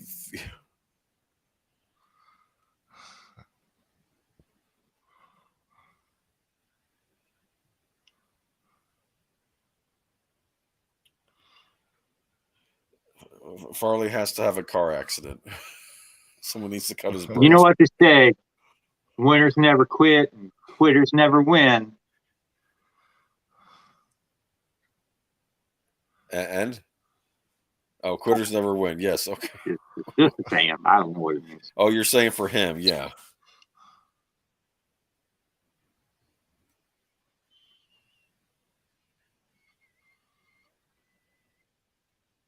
Oh my goodness.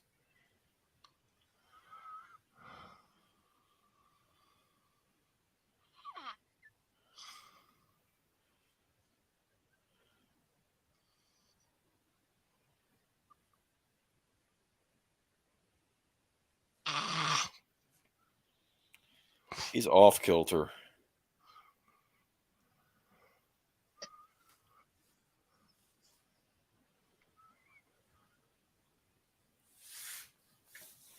Speaking of kilts, H Boomer, I was thinking about ordering a new kilt for someone's wedding this fall. Oh wow. Have you ever worn a kilt before, Birdman? It's like a real question. I'm just you'll have to wear one during a Braveheart rewatch or I've something. got like 7 or 8 of them. What clan? Forbes.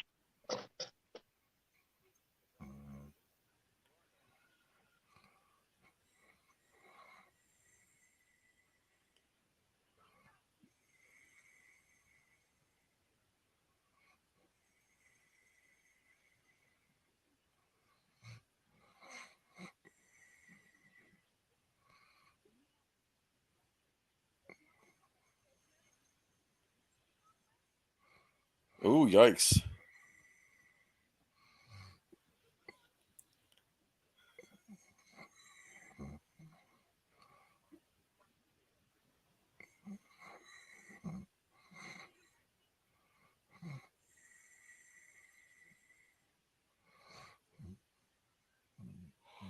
She's Uh-oh. like really like plunging the knife in and twisting it. Yeah. Yeah.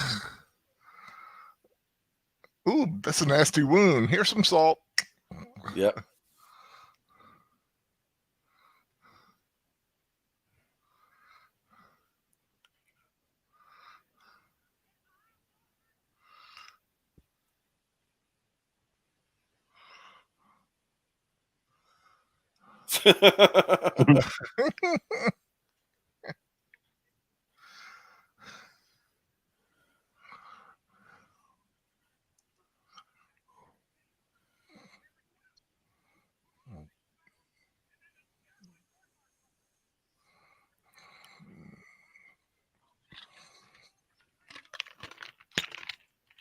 Uh-oh.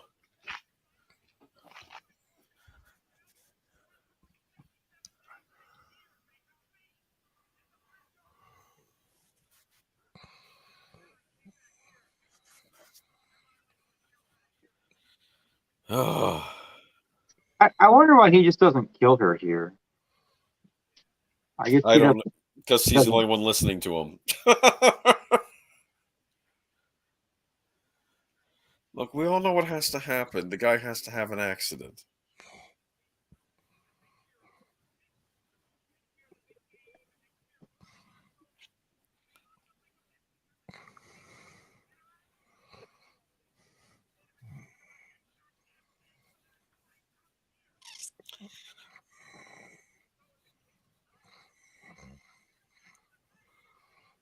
They got to make it look like an accident for the other guy, but it's still going to be suspicious, right?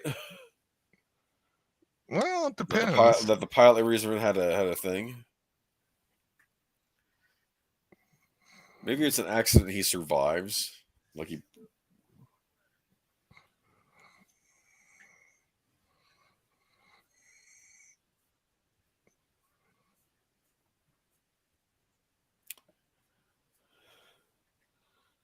It really is his movie, isn't it? Uh-oh. Wouldn't you say it's his movie? Yeah. If there is a, it's weird. It's him or Robert Shaw. They're the two main characters, so I don't know. Oh, I think Robert Shaw has top billing, but I don't know. But it does feel like he's the main character in some ways. I mean, Yeah. from a story standpoint, he seems to get the most. I think it's like a juxtaposition between the two of these. Yeah, he gets more than Robert Shaw does because Robert Shaw is more standoffish about his past. Yeah.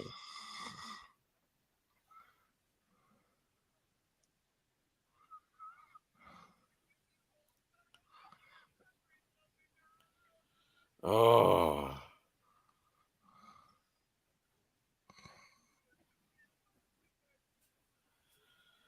Oh. And that man is cray cray. He's got some issues like a comic book shop, you know. Yeah, yeah, yeah, yeah, yeah.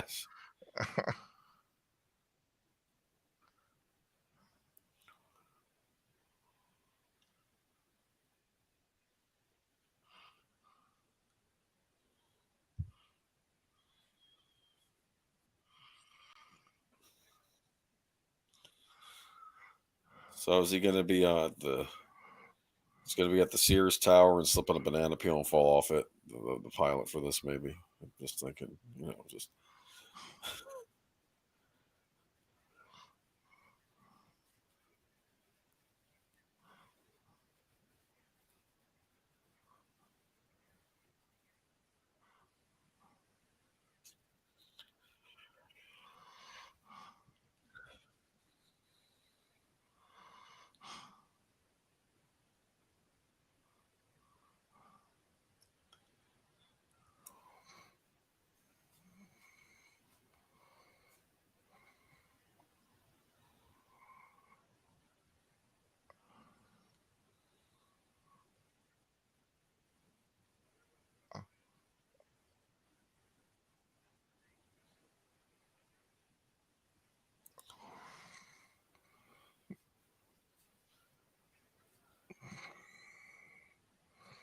You know, what'd be funny if what happens is they arrest him. We got the guy.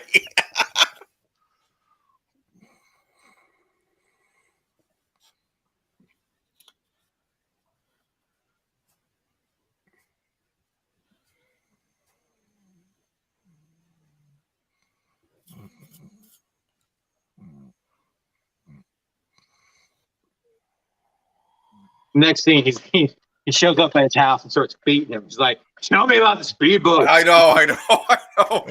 No, like he'll run away and then he takes a shot at him before he can do anything. And everyone's Okay, at work like, "It was just a joke, man. It was just a joke."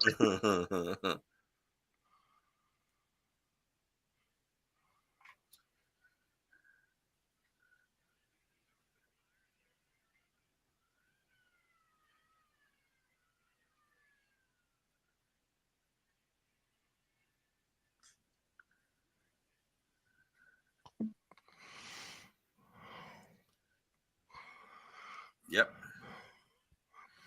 Is that when the Saints go marching in? Mm-hmm. Yeah.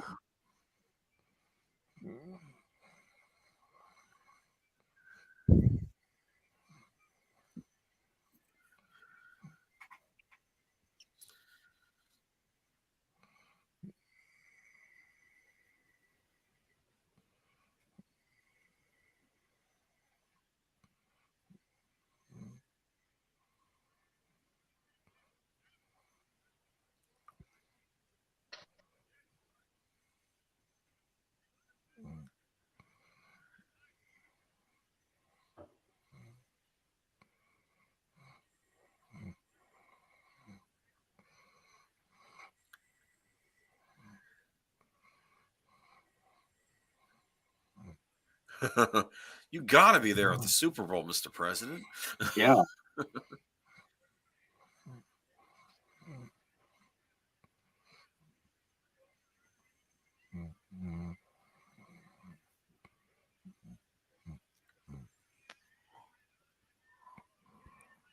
I would hate to be in the city when the Super Bowl is going to town. That was a little boring. Yeah, it can be probably pretty hectic. Stay inside that day, maybe.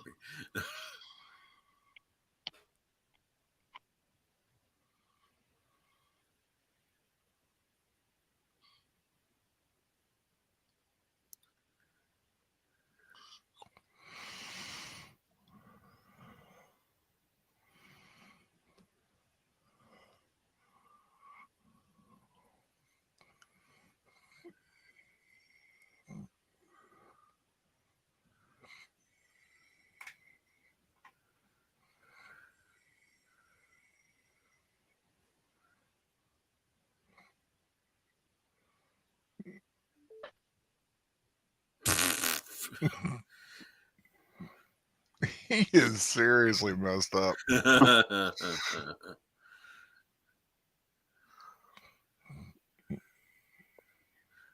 I know those are tears of joy.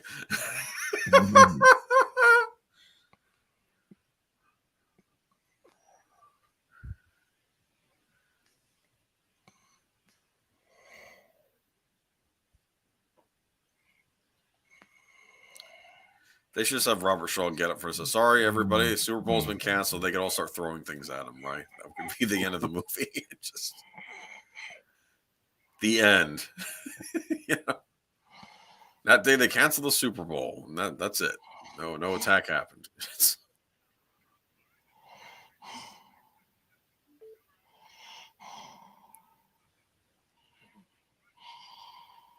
It's not in the stadium.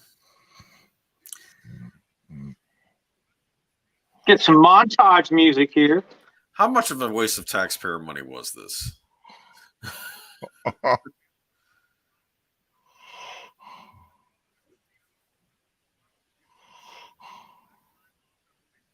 like this theme? Yeah. It's pretty good montaging. Yeah.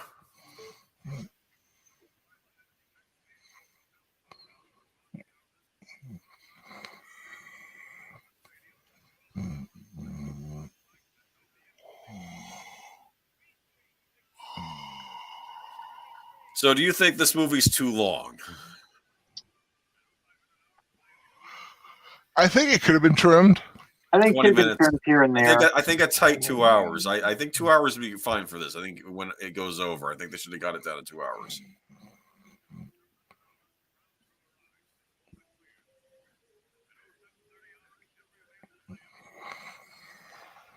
They probably like Bruce Dern's performance too much. I bet he was originally probably not going to be as prevalent in the movie, but they probably liked him too much. The producer. I don't know if I would cut. Yeah, I don't know if I'd cut anything out that he did. I think but how essential is that? Like I think we know why he wants his revenge. We get that when he talks to psychologists. I think after that we don't really need to know much more about the guy. But I think they needed to linger on him more. What the heck is that? I don't know what that was. Like, I was looking away. What? Someone dressed as a gorilla. It was like something out of Planet of the Apes. It was weird. Oh, people go to these things as anything. What? Just to get attention. check out that wallpaper, man. That's like, no, it's unsightly. Home decor was not a thing in the 70s. You got something for me. What do you got for me? Oh, okay. Man, that's a little obvious. That's a dick move, man. No, what you do is you lead him out to the balcony, throw him over, and leave a note saying, "I know I was about to pilot the Goodyear at the Super Bowl, but it wasn't enough. I'm taking my own life. Goodbye, cruel world." And I'm just don't just shoot him blank. I guess maybe the idea is they have to hide the body and the guy doesn't show up to his post and they panic and they say, "We need a pilot for the Goodyear blimp." But that's still going to alert the authorities.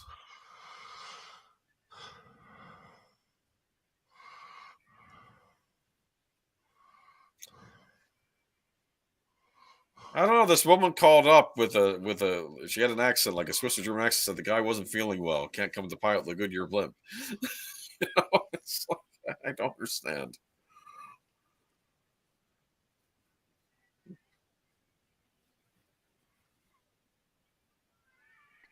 I've always thought from a standpoint, wouldn't it be more effective to just do this at some random event? Wouldn't that strike more fear in people? No, it Like, has to be the Super Bowl. but Has that's to what hit everyone them home. expects. No one expects They some. want everyone at home watching this on TV and watching the president get torn into shreds by the spikes. Okay. Good point. That's why it's because of the televised. Like everybody watches the Super Bowl. That's why they're picking this particular event.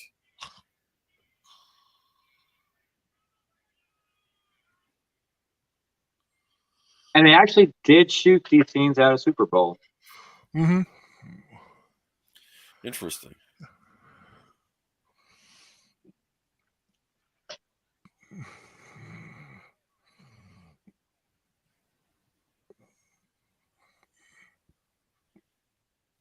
Yeah, like the game footage. Some of it was.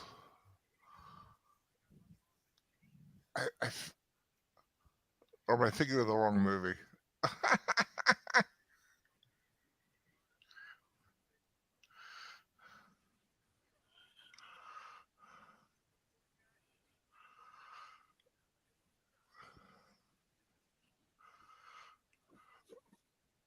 So, So I guess if he's not there to object, they'll just let him on the Goodyear blimp. I don't know.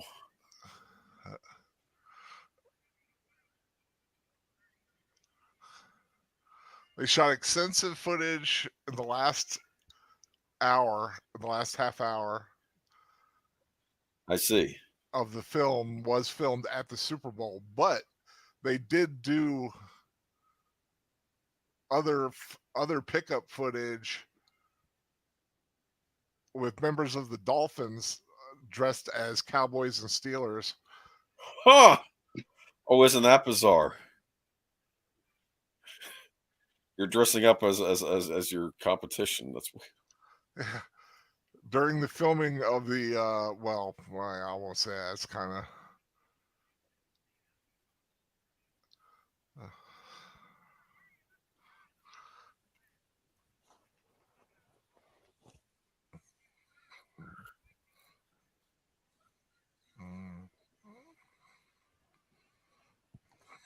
You know, it'd been funny if like had he been the one selected, and then Robert Shaw's interview says, "Oh, it's all great, except when they tell your wife that you're going to be impotent while getting out of here, and it just makes me want to hate this country." But I'm fine.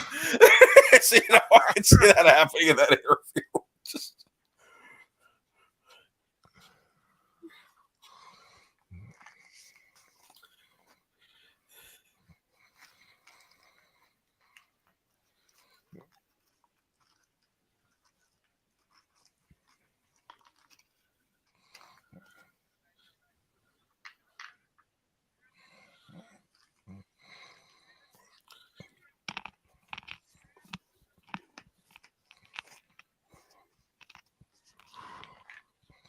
See, if this was a disaster movie, it would have been the guy driving the Goodyear blimp during the high winds, right? And not being precautious like this guy was.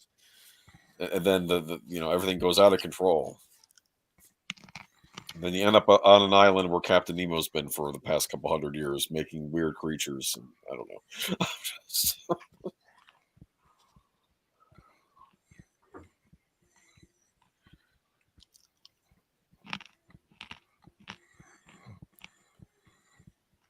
Finally get music. Yeah, we'll get some music.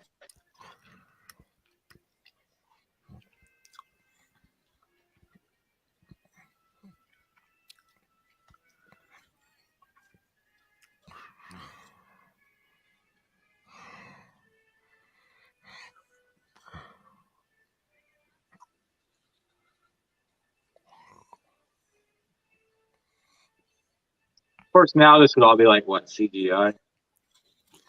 Yeah, it depends on the director. Some directors still like to use actual stuff. But yeah, probably CGI. It'd be people fighting on top of the Goodyear blimp too. You know.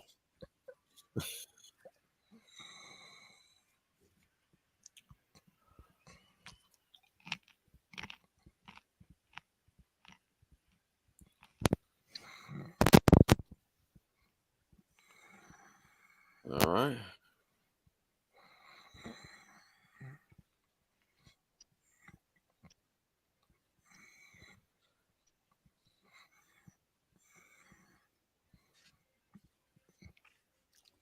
That would be fun to do. So, Big Al, what do you think is going to happen? I think the bad guys are going to win. I think everybody's going to be eviscerated.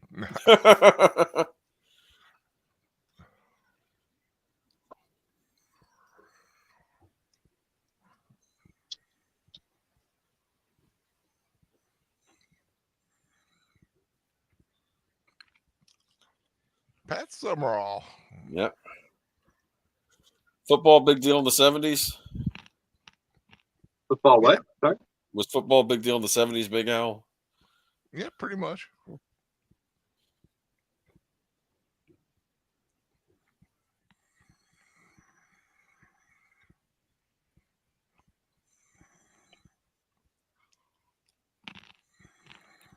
I guess he is the man, right?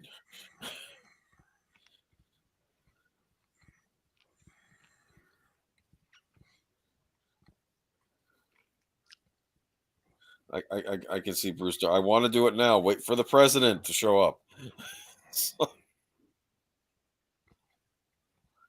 First Super Bowl attended by the president. Okay.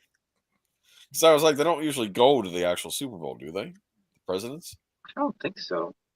No, they usually call the locker rooms afterwards. It would be a security nightmare for them to go to these games.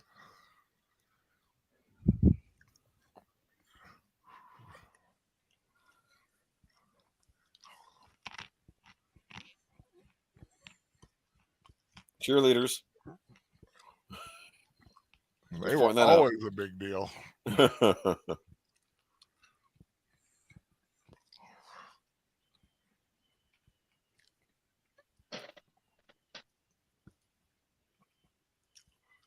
Cowboys were 10-4, and the Steelers were 12-2 at the end of the regular season. Back when they only had 14 games. There's the Goodyear blimp. This is not a good sales pitch for Goodyear.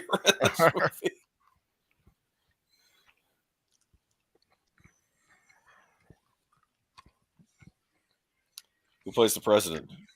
Is that Jimmy Carter? Yep. Wait a minute. Wait, is that Jimmy Carter? Or is that a lookalike? Did you see that, Big Al? I saw. It was so quick. I don't know if that was a Jimmy Carter lookalike or if they got something like that. I would think it must have been a lookalike. Yeah.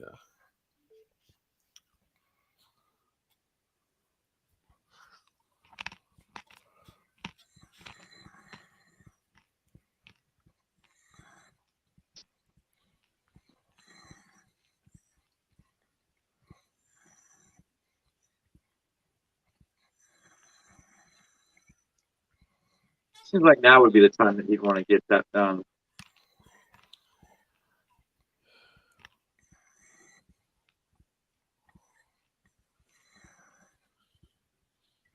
He's looking around.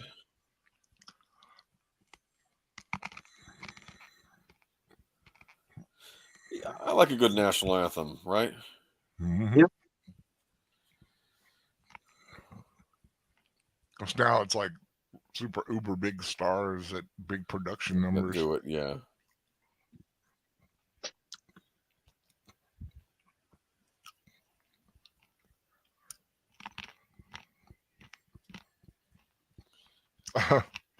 linger on bombs bursting in air there. I think that's kind of appropriate.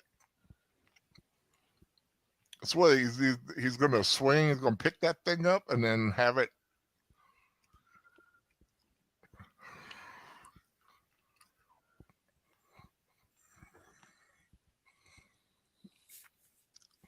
That's probably making him crazy listening to that.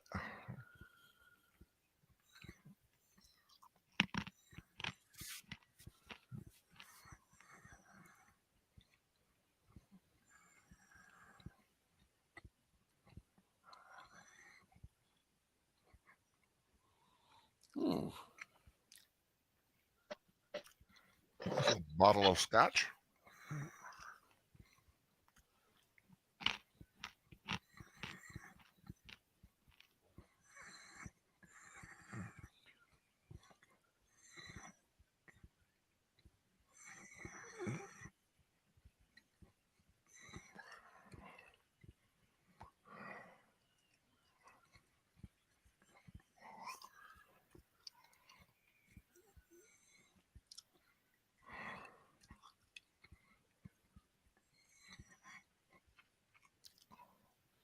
It's like they should have had like a Jaws style theme playing when the Goodyear blimp shows up, right?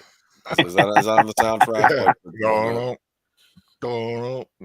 Because I imagine Williams probably wrote something like that for the blimp when it's circling, like a music cue or I something. don't think there is a blimp theme, which I don't know. Seems like there should have been.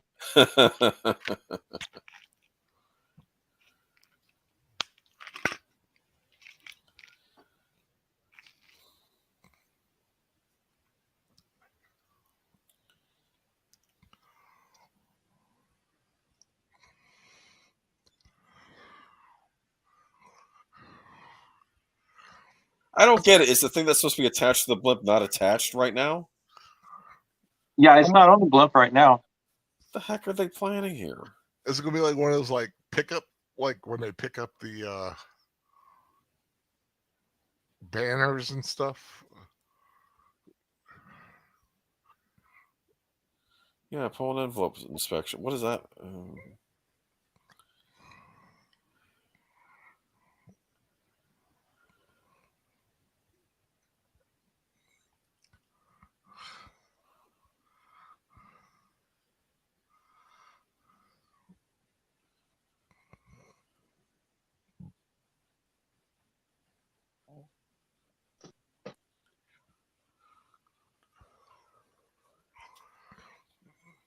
Don't. I like that. I like that. Yeah, it's good. It's He good. was playing. Have you not seen Black Sunday? It's a pretty interesting film. It's kind of like a Jack Ryan, Tom Clancy kind of thing.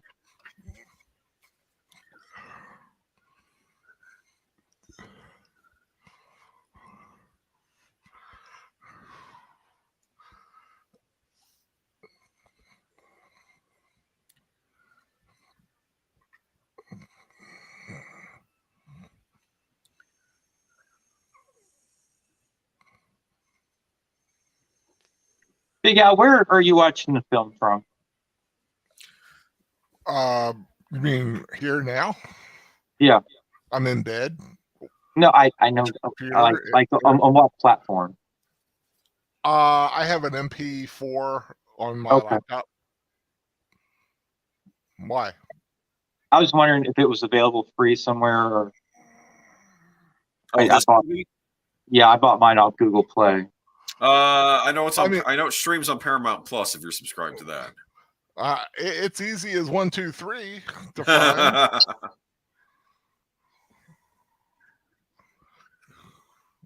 So I got my copy.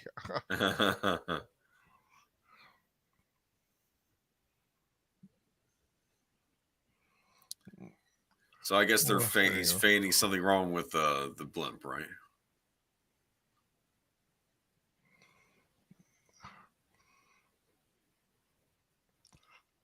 Looks like it's on Hulu.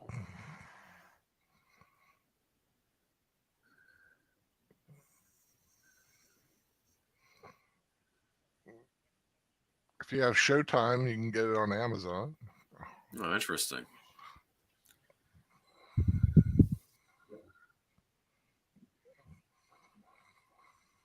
touchdown! The crowd goes wild. Yeah, that's right. College touchdown.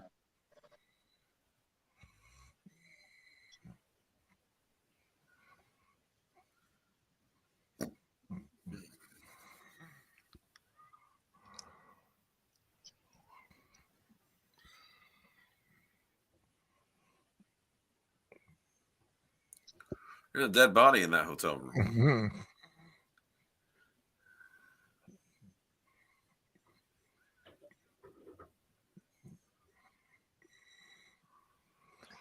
Because back then, the Super Bowl was more like just a game back then. It wasn't as that super all day multimedia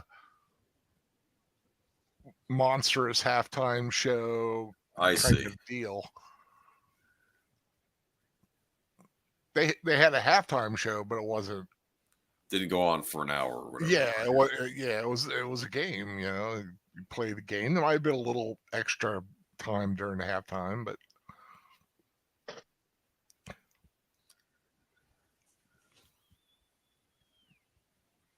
I like that little piano as he's Yes. going down the thing. He's running. And Robert Shelton is for real, and a cop actually like tries to stop him for real. Oh, that's funny. Right there.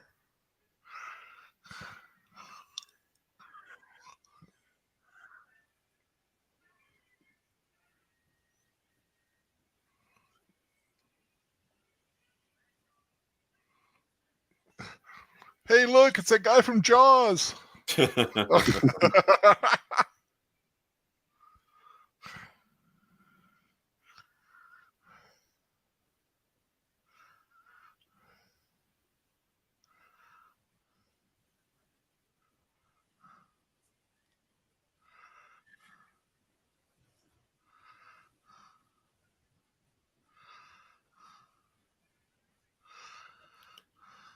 To be fair, I'm sorry. This is a very stressful room right now. The people in charge of the shots and Yeah.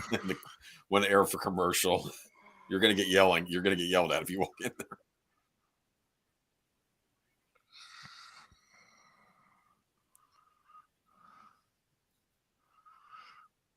Ooh, blocked.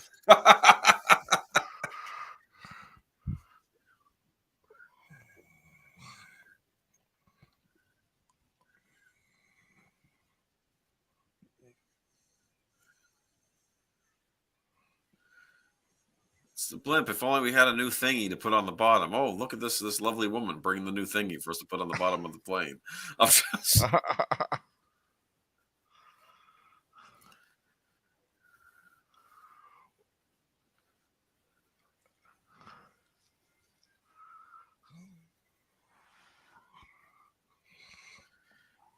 this is where she drives it and they put it on, and then they take off, and then another guy comes with the same thing, says, "Hey, I'm here with your replacement thingy." But we just put it on there. Someone.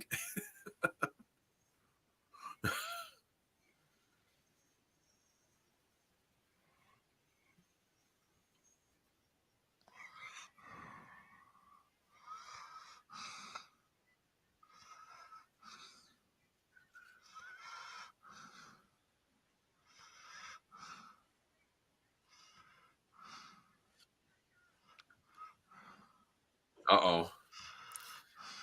You get that blimp back out here, your ass is grass. At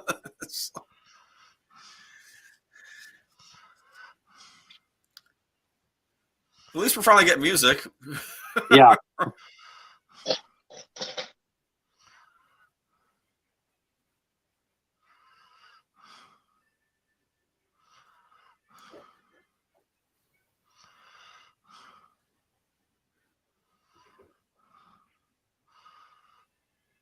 Man, it's cold. Yep.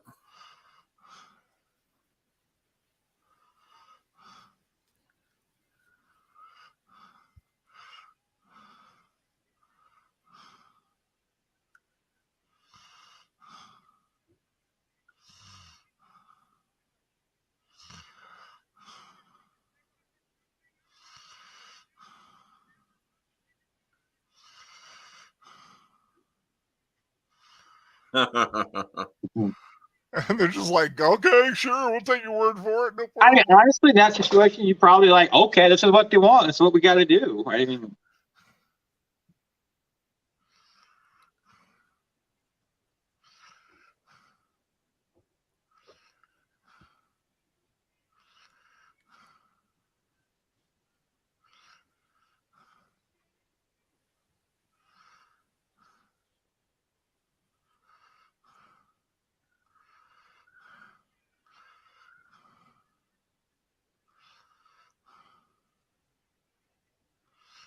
Oh,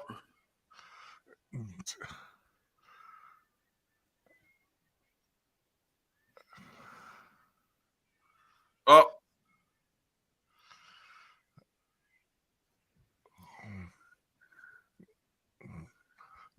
They are like just, like the heck with it. Kill. yeah. I mean, there's no turning back at this point, right? I mean, No.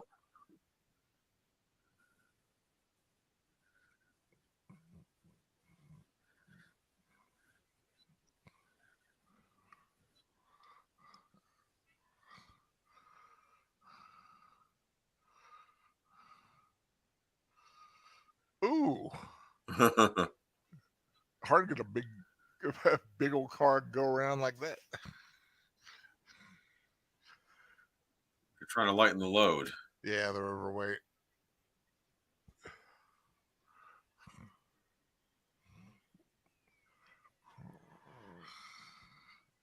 Oh,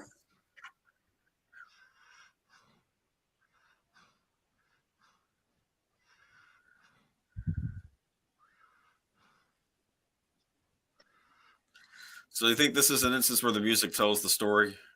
yeah.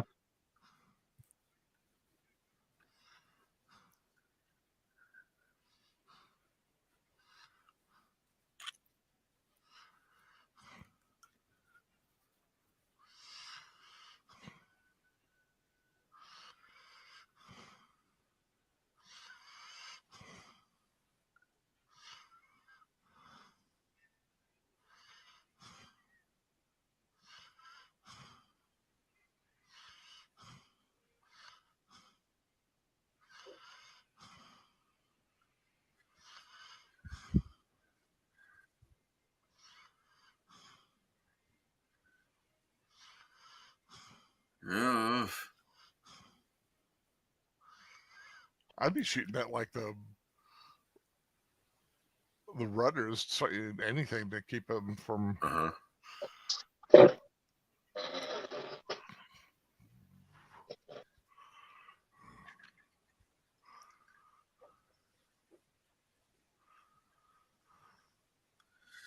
Get on the helicopter. Get after that thing. All right.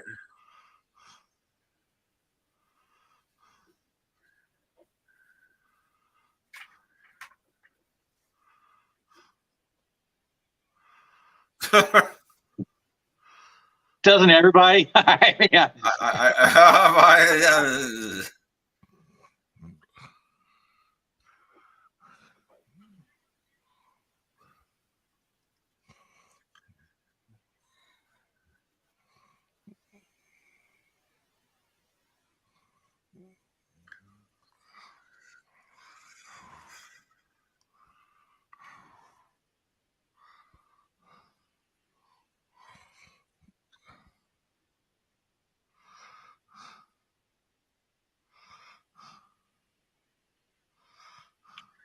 You gotta go after the Goodyear blimp. Christmas has come early. Okay. So, I just. Well, you just ram the helicopter into it. I mean, what are you gonna do? That would be cool. Wouldn't that Yeah, be cool? yeah, that'd be cool. Now that's a movie.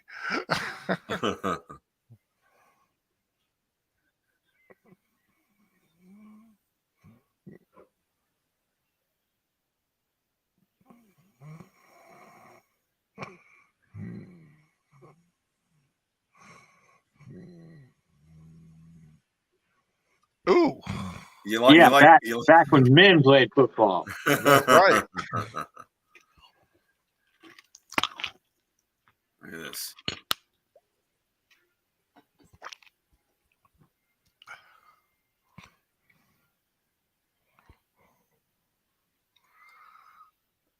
What?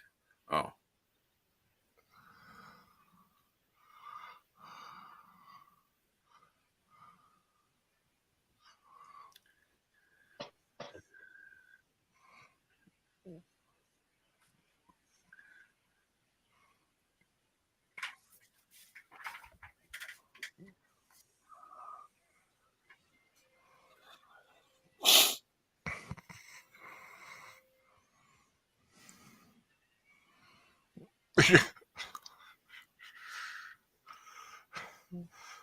Crazy man in a blimp.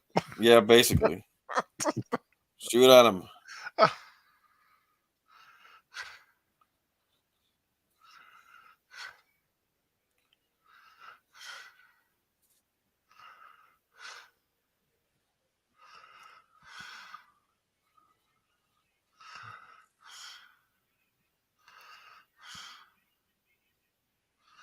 Ooh.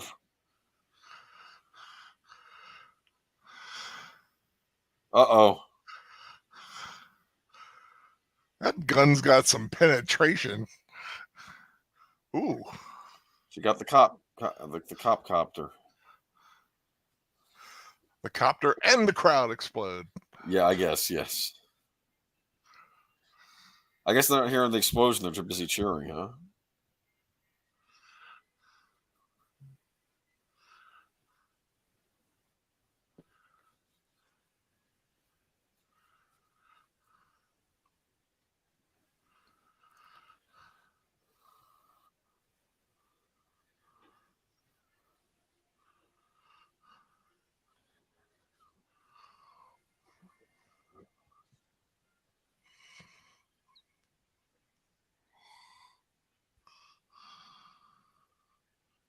There was a problem with the network. What the hell? Problem with the network. Did you lose your thing? I did. Well, I'll give you a timestamp when you're ready, all right? Oh, yeah, I got it back. I'll just. 2 hours, 11 minutes, and 42 seconds, 43. I'll be a few seconds behind. Gotcha. I'm dead on with you there, Boomer. Yeah. Well, oh, Oh, there goes Fritz Weaver. this must have been hard to shoot. These, come on.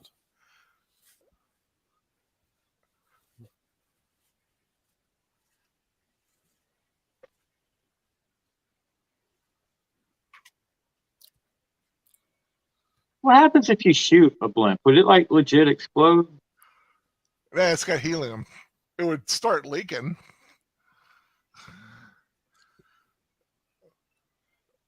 I guess if you shot like where the gas is, like the gasoline gas or whatever is fueling the engines.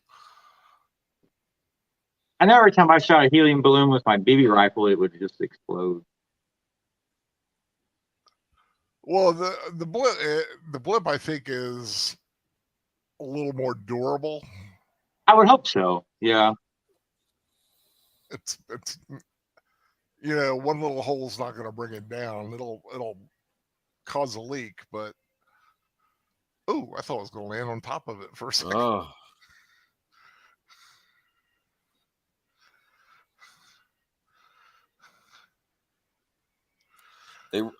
He didn't hesitate. Got her that time. Ooh. Yeah.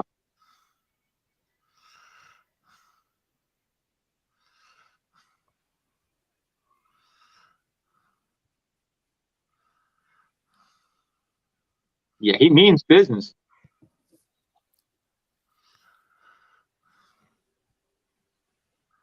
He's still alive.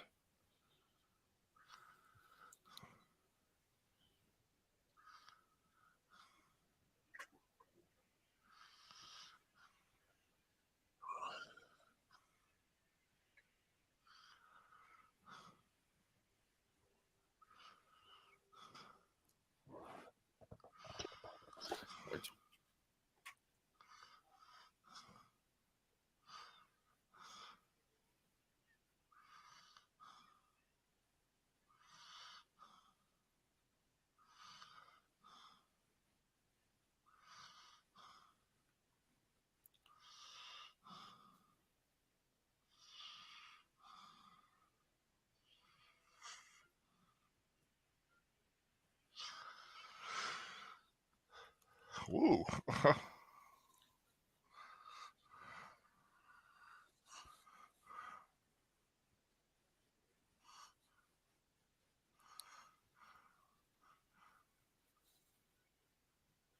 He's going to go down there. Look at that.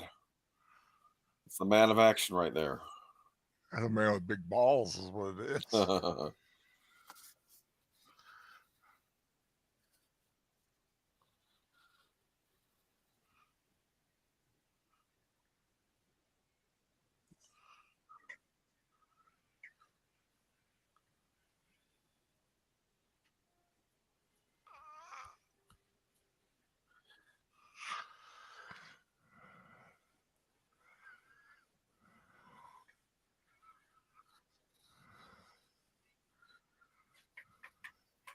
So, Boomer, would you be doing this? You know, you got to do what you got to do, right? I know what you do, I guess.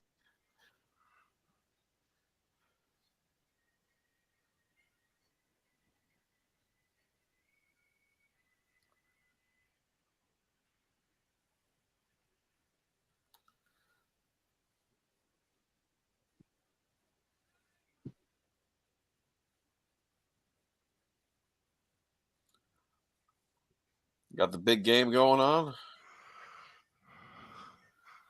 It was Bradshaw.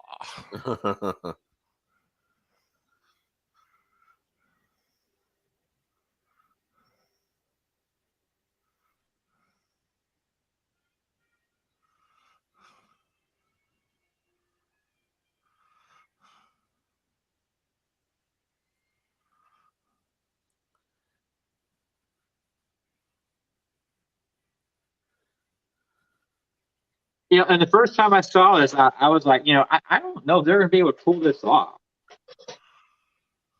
What, this right here? Yeah, Maybe not. I thought people were just going to be like, done for at the Super Bowl.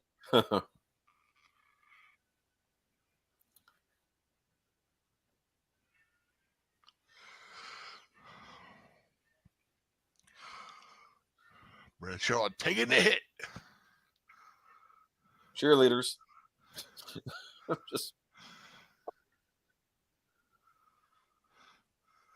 There's that iconic scene. The editing here at the end is just like insane.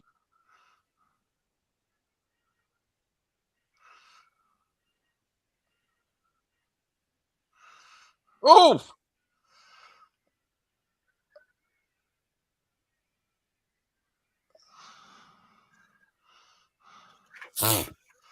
Awesome. I don't remember this happening at the Super Bowl. Oh no. Yeah.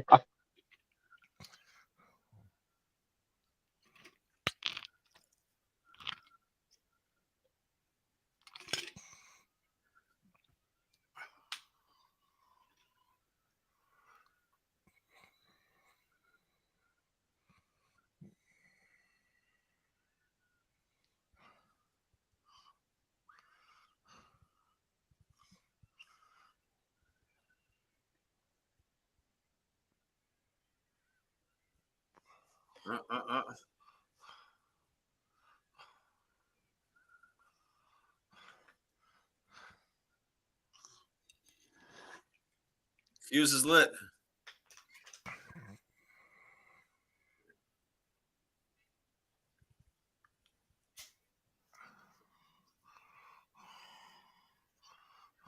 There we go. Got it.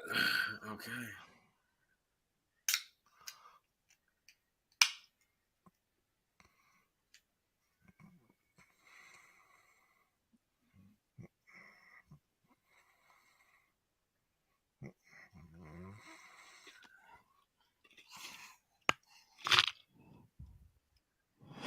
Easy. Yeah. Whoa.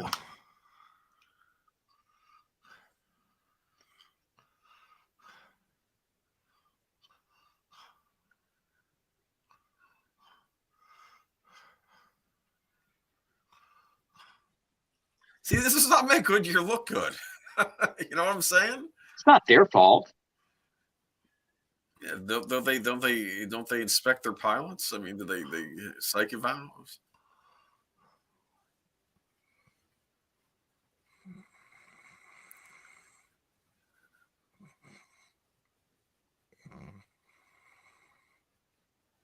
Not this time. Of course, I don't know if a parachute would be good enough at this point if he could still survive.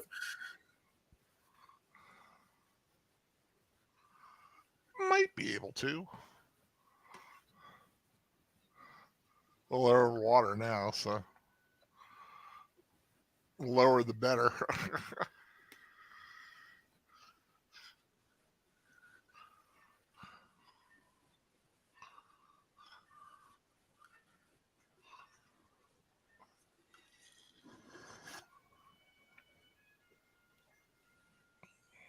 That's pretty cool.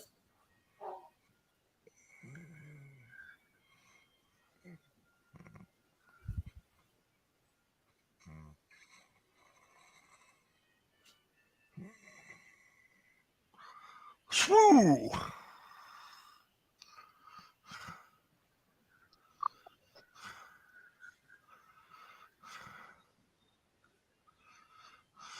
Saving the day. Yeah. Well, I'm sure some people still got killed in that Super Bowl thing. Well, yeah, probably so.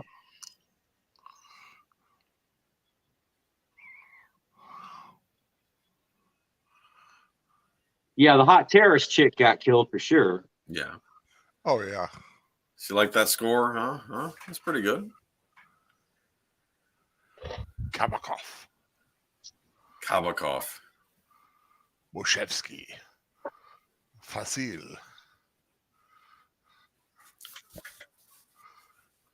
Joseph Robbie as Joseph Robbie.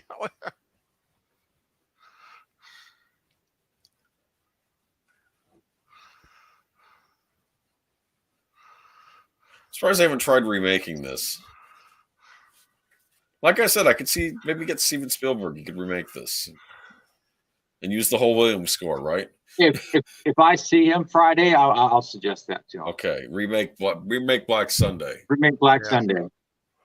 and use the It's all entire on John Williams score. It's all on you now, Birdman. I'll see what I can do. Get Okay. it made. Get it made. Get it made. Because again, this plot line could still take place today, right? What? Yeah, I wonder if they would switch out the Mossad agent for like a CIA agent. Maybe, but I mean, Mossad's still a thing, right? I mean, Oh yeah, they're still a thing. okay, I'm just saying. Be Homeland Security.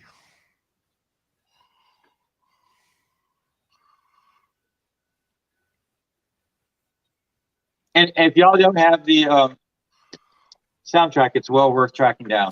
Yeah, I may look into that. Oh, sung by Tom Sullivan. Oh, Is that the same Tom Sullivan from If You Could See What I Hear? maybe. I wonder. Now we get the Paramount logo. Yep. Okay. And this was John Williams' first Paramount film to score. Before Raiders, huh? Yep. Cool. Well, guys, I have to get up at 4:30 because someone is flying to Chicago tomorrow. Yes, get some sleep, Birdman. We'll reconvene you when you get back. Have a lovely time at the concert, okay? So you got anything coming up on your channel? You just dropped a video, did you not? Or should Shazam,